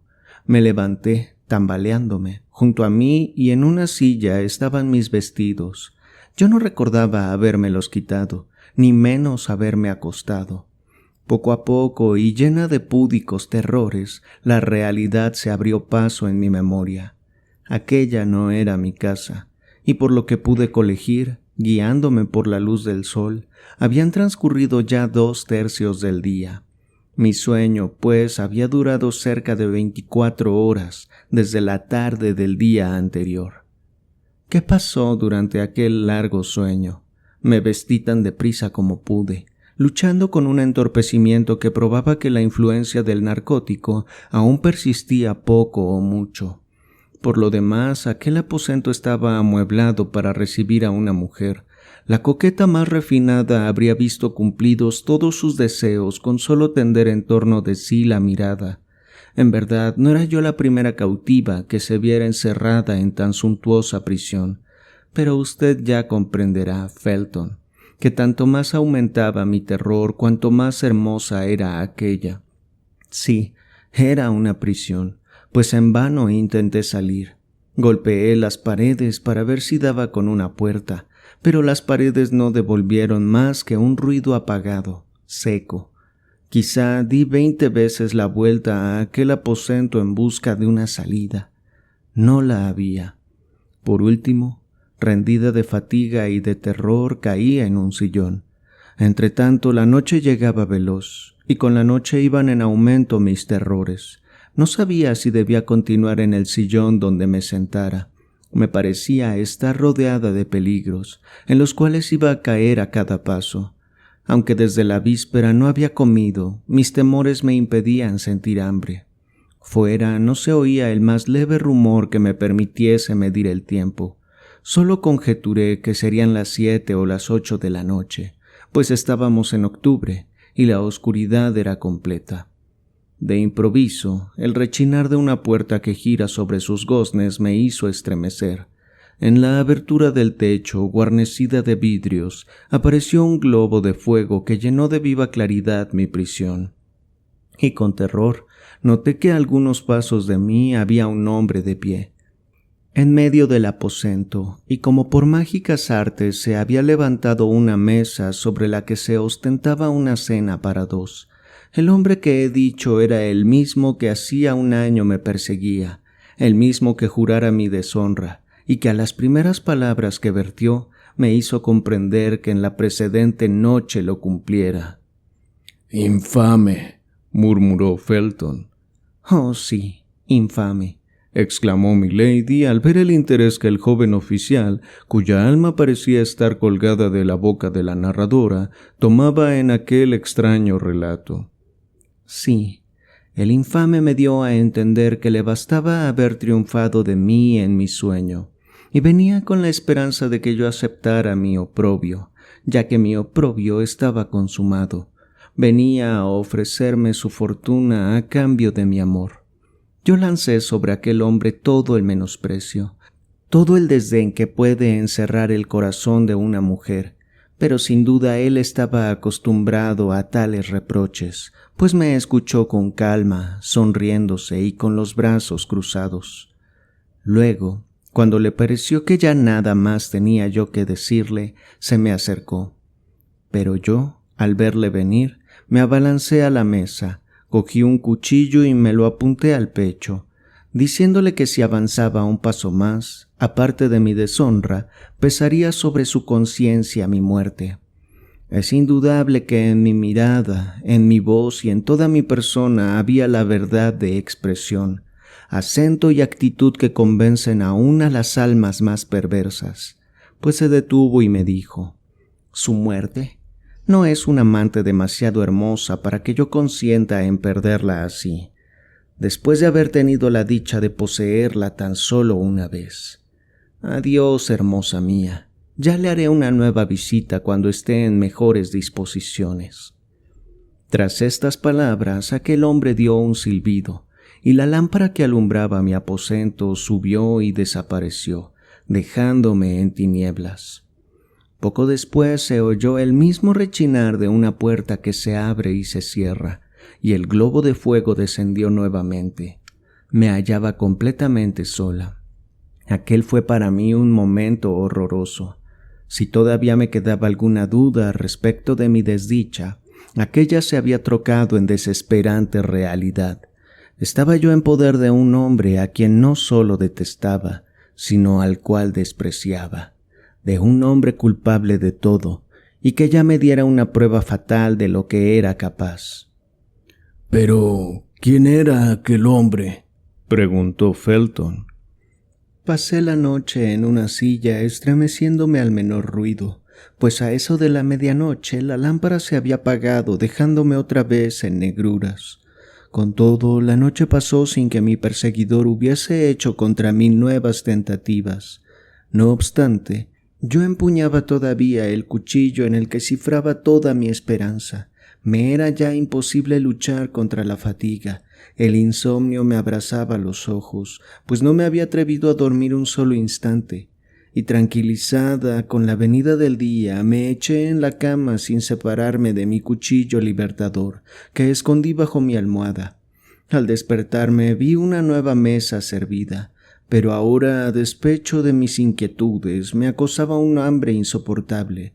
Así pues comí pan y algunas frutas.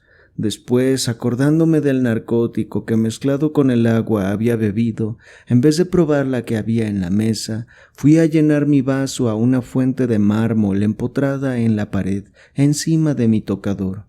A pesar de esta precaución, pasé largo rato en un terror horrible, pero ahora mis temores no eran fundados. El día transcurrió sin que yo sintiera el más leve síntoma de lo que temí. Se me olvidaba decir que tuve la precaución de vaciar la mitad de la botella para que no advirtieran mi desconfianza. Vino otra vez la noche y con ella la oscuridad. Con todo eso, por profundas que fuesen las tinieblas, mis ojos empezaban a acostumbrarse a ellas. Así es que en medio de la negrura vi cómo la mesa se hundía en el suelo, para reaparecer un cuarto de hora después con mi cena. Al cabo de poco, y gracias a la misma lámpara, mi aposento quedó otra vez alumbrado. Yo, resuelta a no comer más que alimentos en los cuales era imposible introducir narcótico alguno, reduje mi cena a 2 huevos y a 3 o 4 frutas. Y luego me bebí un vaso de agua de mi fuente protectora. A los primeros sorbos, y pareciéndome que el agua no tenía el mismo sabor que por la mañana, me asaltó una sospecha, y dejé de beber, pero ya había consumido medio vaso. Arrojé el resto con horror, y con la frente bañada en el sudor del espanto, aguardé. Era seguro que algún testigo invisible me había visto sacar agua de la fuente, y aún se aprovechó de mi confianza para asegurar mejor mi perdición, tan fríamente resuelta y con tanta crueldad perseguida. No media hora después sentí los síntomas del narcotismo, con la diferencia de que como ahora solo me bebiera medio vaso de agua, la lucha fue más larga, y en vez de dormirme completamente, caí en un estado de somnolencia que no me quitaba el conocimiento de lo que pasaba en torno a mí, aunque sí la fuerza de defenderme o de huir. En tal situación me arrastré hasta la cama para buscar en ella la única defensa que me quedaba, mi cuchillo salvador, pero solo pude llegar hasta la cabecera, donde caí de rodillas y con las manos aferradas a uno de los pilares de pie. Entonces comprendí que para mí no había remedio. Felton palideció de un modo espantable y se estremeció convulsivamente de pies a cabeza. Sin embargo, continuó milady con la voz turbada como si aún sintiera la misma inquietud que en aquel momento terrible. Sin embargo, lo más horroroso es que ahora yo tenía conciencia del peligro que me acechaba, que mi alma, si vale decirlo así, velaba en mi dormido cuerpo, que yo veía y oía, verdad que todo ocurría como en medio de un sueño, pero por la misma causa era más pavoroso. Vi cómo la lámpara subía, dejándome poco a poco en la oscuridad. Oí el para mí tan conocido rechinar de la puerta, por más que no la hubiesen abierto sino 2 veces, e instintivamente comprendí que alguien se me acercaba. Se diría que el desventurado que se extravía en los desiertos de América presiente así la aproximación de la serpiente.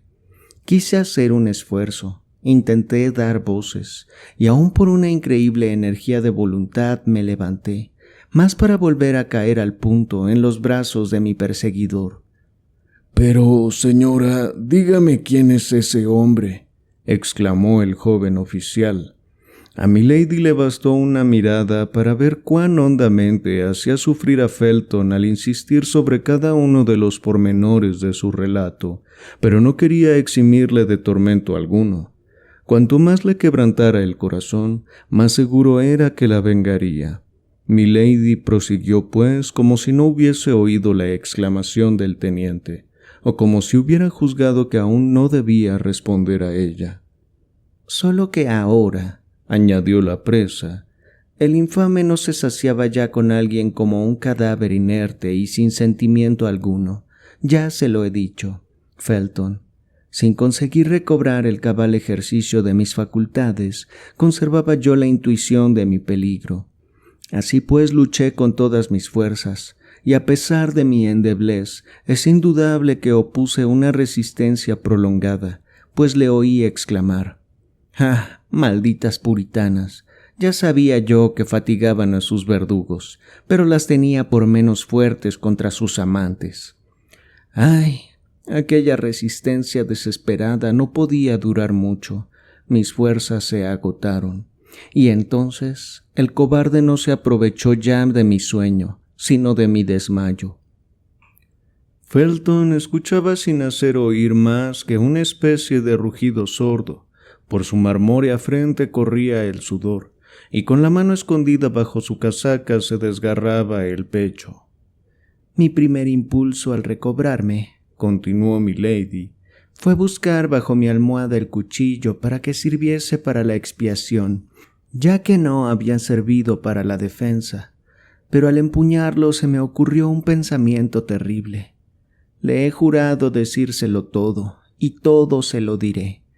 Le he prometido la verdad y la sabrá, aunque debiese acarrear mi perdición.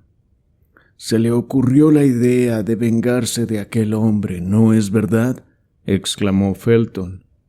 Pues bien, sí, respondió milady. Aquel pensamiento no era propio de una cristiana, lo sé. Sin duda lo inspiró a mi espíritu el eterno enemigo de nuestra alma, el rugiente león que sin cesar gira a nuestro derredor. ¿Qué más le diré?, continuó milady con voz de la mujer que se acusa de un crimen.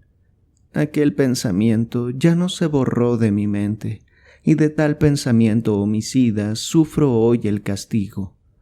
Continúe, dijo Felton. Tengo prisa de verla llegar a la venganza. Oh, prosiguió milady. Resolví que fuese lo más pronto posible. De día nada tenía yo que temer, pero era para mí seguro que el infame volvería a la noche siguiente. Así pues, cuando hubo llegado la hora del almuerzo, no vacilé en comer y en beber. Estaba resuelta a fingir que cenaba, pero a no probar bocado. Con el alimento de la mañana debía combatir el ayuno de la noche. Lo único que hice fue sustraer un vaso de agua a mi almuerzo, ya que la sed había sido lo que más me hiciera sufrir cuando permanecí 48 horas sin comer ni beber. El día transcurrió sin ejercer sobre mí otra influencia que la de afirmarme en mi resolución. Procuré tan solo que mi rostro no delatase lo que pasaba en mi alma, pues di por cierto que me estaban espiando, y aún me sonreí más de una vez. Felton, no me atrevo a decirle qué pensamiento me hacía sonreír. Se horrorizaría de mí. Continúe, dijo el puritano. Ya ve que la escucho y que tengo prisa de llegar al fin. Vino la noche y todo pasó como de costumbre. Como de costumbre, durante la oscuridad quedó servida mi cena. Luego bajaron la lámpara encendida y yo me senté a la mesa. No comí sino algunas frutas. Hice como que me escanciaba agua de la botella, pero no bebí más que la que me reservara en mi vaso. Por otra parte, la sustitución la efectué con bastante destreza para que mis espías, si los tenía, no pudiesen concebir sospecha alguna. Tras la cena di las mismas señales de sopor que en la víspera, pero ahora, cual si yo sucumbiera a la fatiga o como si me familiarizase con el peligro, me arrastré hacia mi cama, dejé caer mis vestidos y me acosté. Busqué debajo de la almohada. Empuñé convulsivamente mi cuchillo y simulé dormirme. Pasaron 2 horas sin novedad. Oh, Dios mío, ¿quién me lo dijera la víspera? Ahora empezaba a temer que el infame no vendría. Por fin vi cómo la lámpara subía lentamente y desaparecía en las profundidades del techo, llenando con su ausencia de tinieblas mi aposento. Pero puse todo mi empeño en sondear las tinieblas con la mirada. De esta suerte transcurrieron unos 10 minutos sin que llegase a mis oídos otro rumor que el que producía el acelerado latir de mi corazón. Yo elevaba a Dios mis súplicas para que el infame viniese. Por fin oí el tan conocido rechinar de la puerta que se abría y se cerraba. No obstante el grosor de la alfombra, oí también rumor de pasos que hacían chillar el piso, y pese a la oscuridad, vi una sombra que venía hacia mí. «Dese prisa, señora, dese prisa», profirió Felton. Cada una de sus palabras me abraza cual plomo derretido. Entonces, continuó milady, reuní todas mis fuerzas y me acordé de que había llegado el momento de la venganza, o mejor dicho, sonado la hora de la justicia. Teniéndome por otra Judith, me recogí sobre mí misma, con mi cuchillo en la mano, y cuando lo vi cerca de mí con los brazos extendidos para buscar a su víctima, lancé el postrer grito del dolor y de la desesperación, y le herí en mitad del pecho. ¡Ja! El miserable todo lo había previsto. Llevaba una cota de mallas, y el cuchillo se embotó. «¡Diablos!», exclamó el infame, asiéndome del brazo y arrancándome el arma que tan mal me sirviera.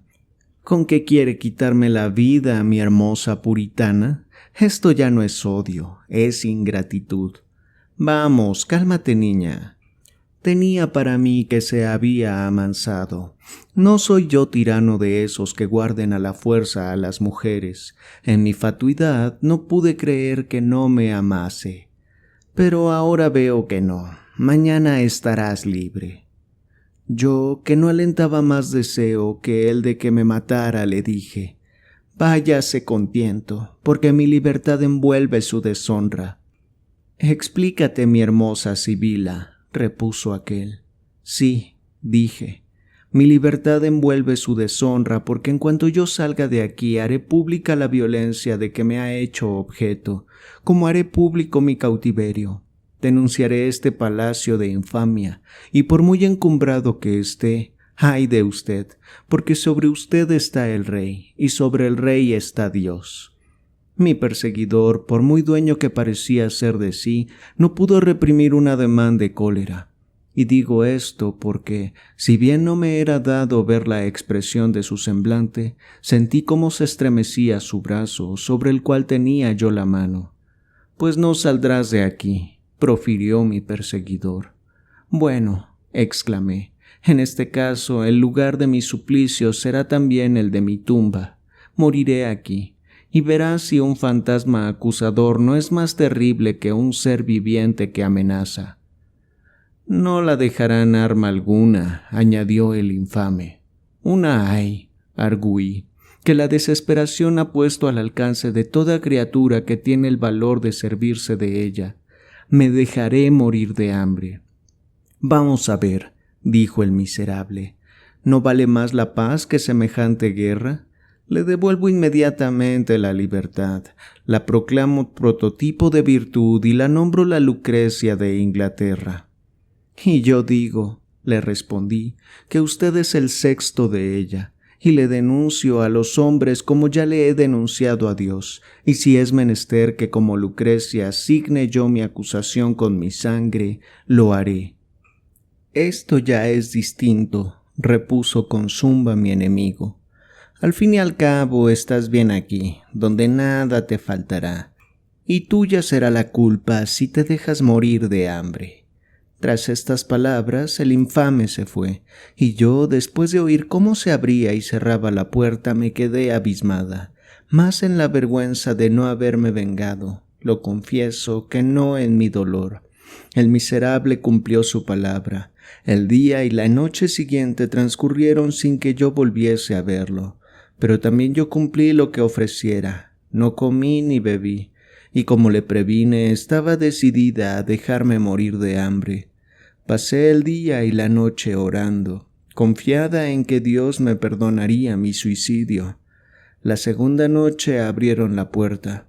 Yo, que con las fuerzas ya muy quebrantadas estaba tendida en el suelo, al oír el ruido me incorporé con ayuda de una mano. «¿Te has ya amansado un poco y estás resuelta a pagar tu libertad con la sola promesa de que guardes silencio?», me dijo una voz que vibraba de manera demasiado terrible en mis oídos para que no me fuese conocida. «Yo soy buen príncipe», añadió, «y aunque no simpatizo con los puritanos, les hago justicia, como también se la hago a las puritanas cuando son hermosas. Vamos, hazme un juramento sobre la cruz, no te pido nada más». «¿Sobre la cruz?», exclamé. levantándome, pues al sonido de aquella voz aborrecida recobré todas mis fuerzas. Sobre la cruz, lo que yo le juro es que no habrá promesas, amenazas ni tormentos capaces de hacerme cerrar la boca. Lo que yo le juro sobre la cruz es denunciarlo en todas partes como asesino y ladrón de honras, como cobarde. Lo que sobre la cruz le juro, si llego a salir de aquí, es clamar venganza contra usted a todo el género humano. «Ve lo que dices», profirió la voz con acento de amenaza como hasta aquel momento yo no oyera. «Tengo en mi mano un recurso heroico, pero que no emplearé hasta el último extremo para cerrarte la boca, o por lo menos impedir que crean una sola de tus palabras». Yo llamé a mí todas mis fuerzas para responder con una carcajada. Mi verdugo, que vio que entre él y yo estaba declarada una guerra eterna a muerte, dijo: «Escucha, te doy el resto del día de hoy y todo mañana para que reflexiones. Si me prometes callarte, te rodearán la riqueza, la consideración y aún los honores. Si me amenazas con hablar, te condeno a la infamia». «¿Usted?», exclamé.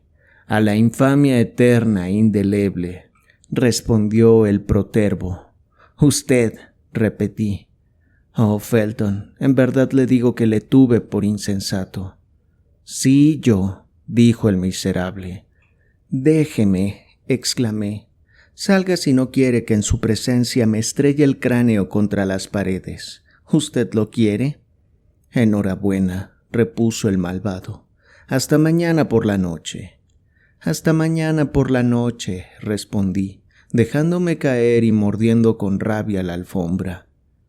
Felton estaba arrimado a un mueble. Milady veía con gozo infernal que al joven iban a faltarle las fuerzas, tal vez antes del fin del relato. Capítulo 57. Un recurso de tragedia clásica. Milady, tras un corto silencio que aprovechó para observar a su oyente, continuó su relato en los siguientes términos. Iban ya para 3 días que yo no había comido ni bebido.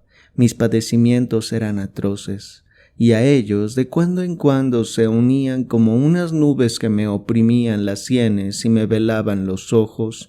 Era el delirio. Llegó la noche. Yo estaba tan endeble que a cada instante me desmayaba, y cada vez que me recobraba rendía gracias a Dios, pues tenía por cierto que iba a morirme.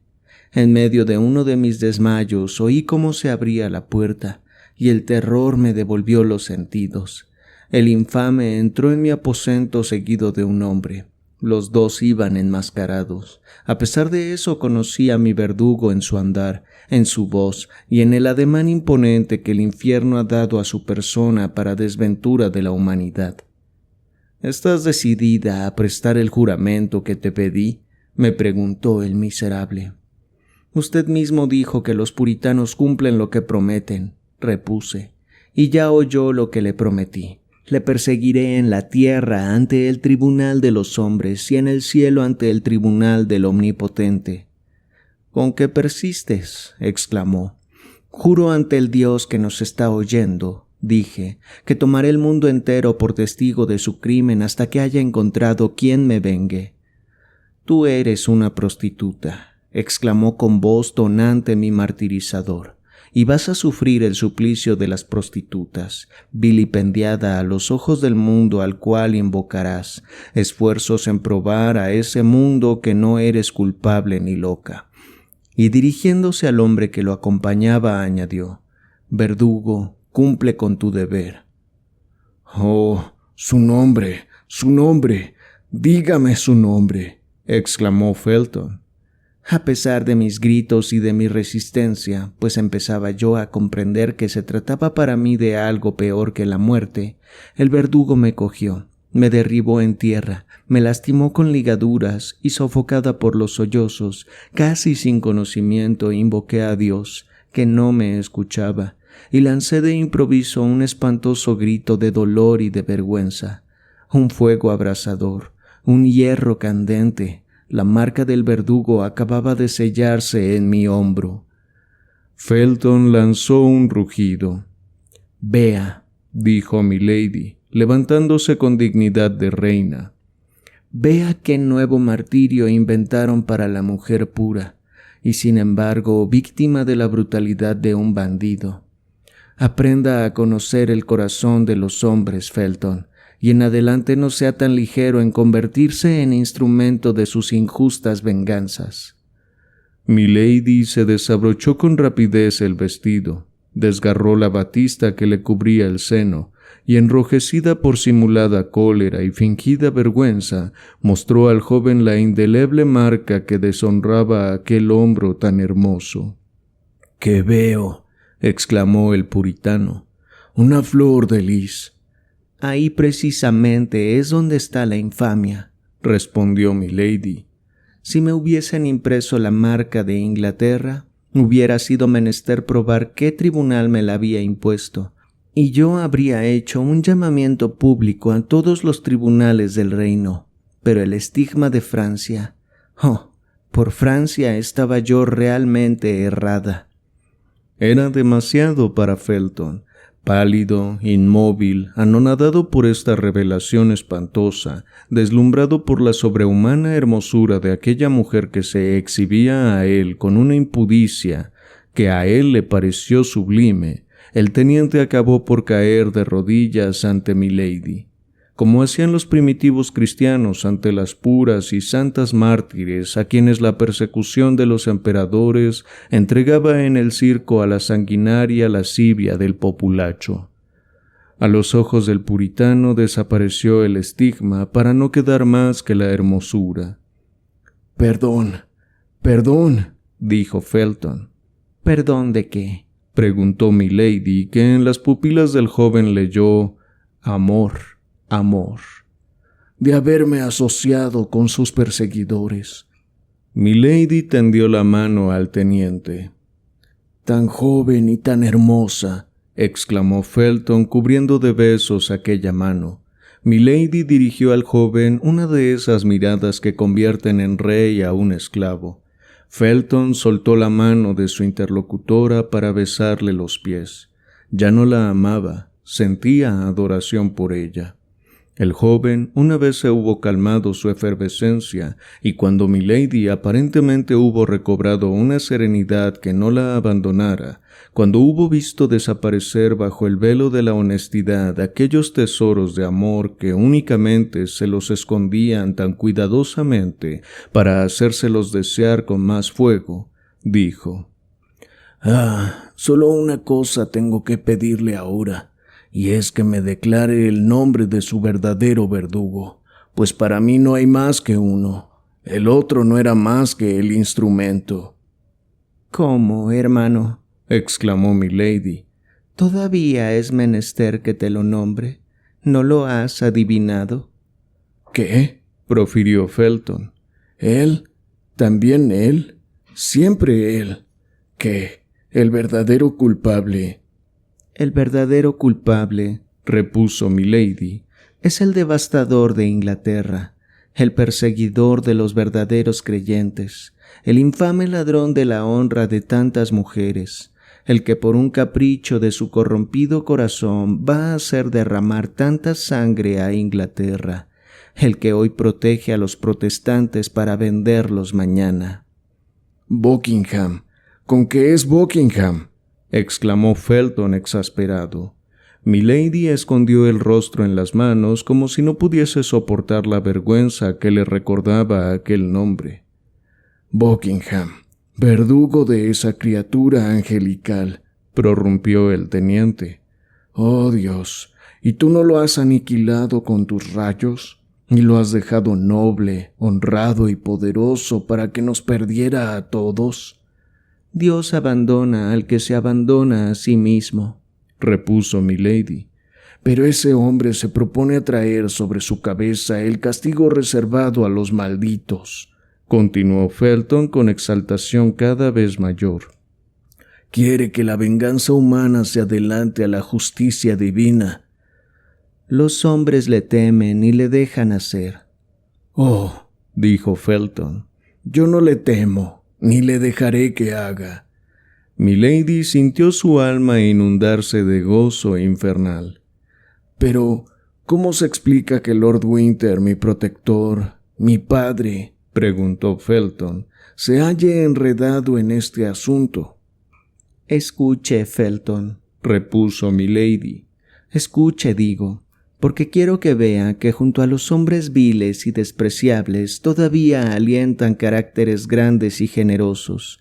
Yo tenía un prometido a quien amaba y del cual era correspondido. Un corazón como el suyo, Felton. Un hombre como usted. Fui a encontrarle y se lo conté todo. Y como me conocía, no dudó de mí ni un solo instante. Era un gran señor. Un hombre que en representación social no cedía a Buckingham. Mi prometido nada dijo. Lo que hizo fue ceñirse la espada, embozarse en su capa y encaminarse al palacio del duque. «Comprendo», exclamó el teniente. «Aunque con semejantes hombres no debería uno emplear la espada, sino el puñal». Buckingham había partido el día anterior para España, en calidad de embajador, para pedir la mano de la infanta para el rey Carlos I, que a la sazón no era más que príncipe de Gales. «Escuche», me dijo mi prometido al regresar del palacio del duque, «Buckingham ha partido, y por lo tanto, momentáneamente se libra de mi venganza. Pero mientras, unámonos como debíamos, y luego confíe en Lord Winter para mantener su honra y la de su esposa». «¿Lord Winter?», exclamó Felton. «Sí», profirió Milady. «Y ahora debe comprenderlo todo, ¿no es así? La ausencia de Buckingham duró cerca de un año. 8 días antes de su llegada, mi marido murió súbito, dejándome su heredera universal. ¿De dónde venía el golpe? Dios, a quien nada se le esconde, indudablemente lo sabe. Yo no acuso a nadie». «¡Qué abismo! ¡Qué abismo!», exclamó Felton. Mi marido murió sin decir nada a su hermano. El terrible secreto no salió de mi esposo y de mí, hasta que estallara como el rayo sobre la cabeza del culpable. Su protector había visto con disgusto que su hermano mayor se casara con una joven pobre, y conociendo yo que no podía esperar apoyo alguno de un hombre que viera defraudadas sus esperanzas de heredar de su hermano, me embarqué para Francia, resuelta a vivir en ella el resto de mis días. Pero como toda mi fortuna radica en Inglaterra, al cortarse a causa de la guerra todas las comunicaciones, todo me faltó, y no tuve más remedio que regresar, como he hecho hace 6 días, desembarcando en Portsmouth. «¿Qué más?», dijo Felton. Buckingham, prosiguió Milady, supo indudablemente de mi regreso. Habló de mí a Lord Winter, ya predispuesto contra mí, y le dijo que su cuñada era una mujer perdida, errada. Ay, ya no estaba ahí la voz pura y noble de mi marido para defenderme. Mi cuñado, que creyó cuanto le dijeron, y lo creyó tanto más fácilmente cuanto tenía interés en creerlo, me hizo detener. Me condujo aquí, y me puso bajo su vigilancia. Ya sabe lo demás. Pasado mañana Buckingham me destierra, me deporta, me relega entre los infames.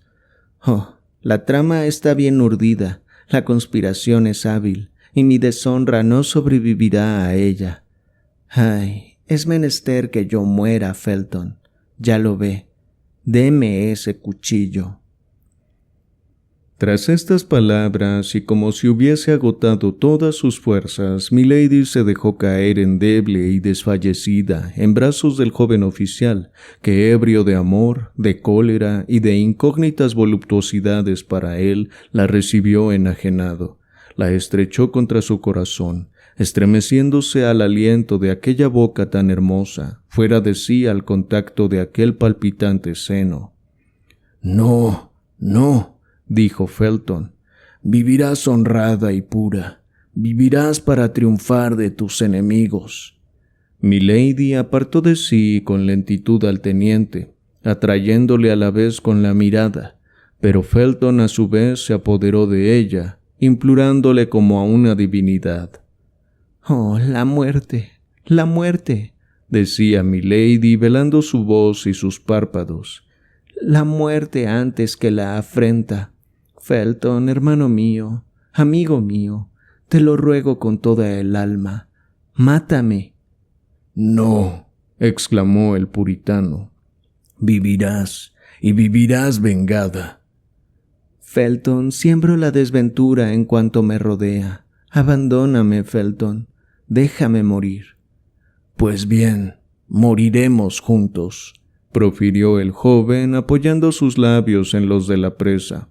En la puerta resonaron repetidos golpes, y milady repelió ahora verdaderamente a Felton diciéndole: «Nos han escuchado. Vienen. Oh, no hay remedio para nosotros. Estamos perdidos». «No», repuso el teniente.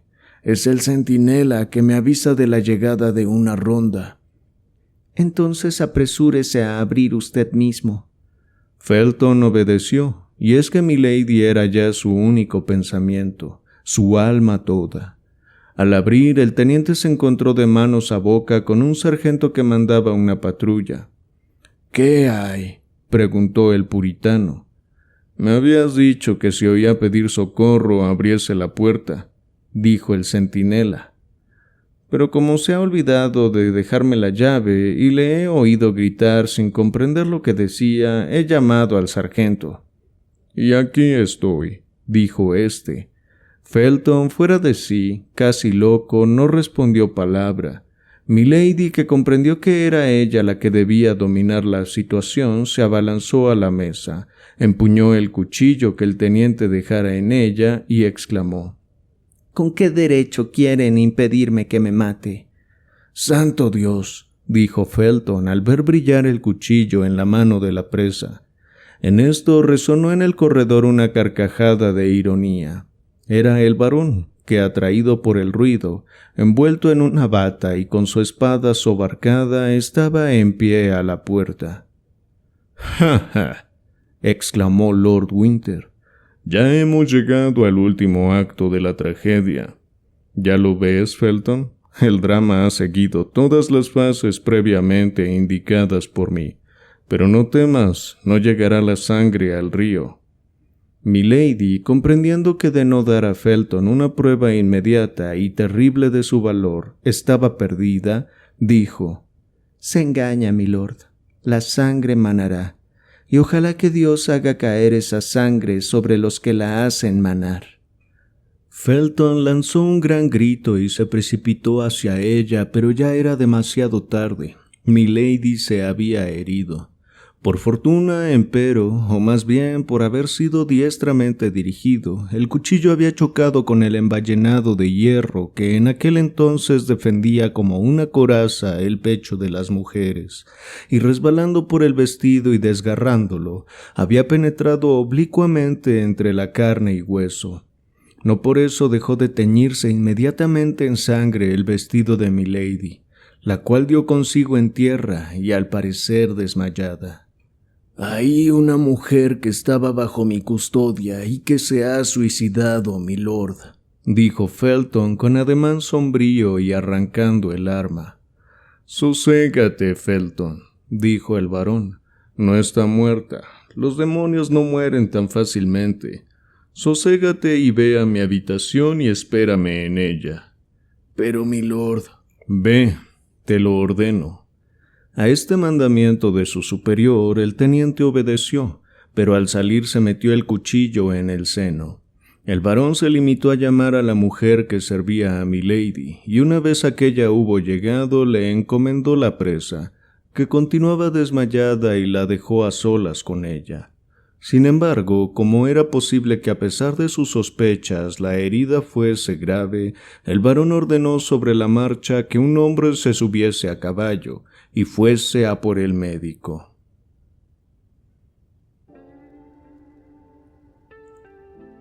Bien, amigos, amigas, hasta aquí los capítulos del día de hoy. Espero que lo hayan disfrutado. Continuamos pronto con esta gran novela. Y les recuerdo que también pueden visitar mi otro canal llamado Pensando en Voz Alta. En la caja de descripción les dejo el último video que subí ahí, que trata sobre una obra de Sayaka Murata llamada La Dependienta. Hablamos de temas muy interesantes, así que les invito a visitar el video, revisarlo y suscribirse a mi canal. Para mí fue un placer leerles como siempre. Nos vemos.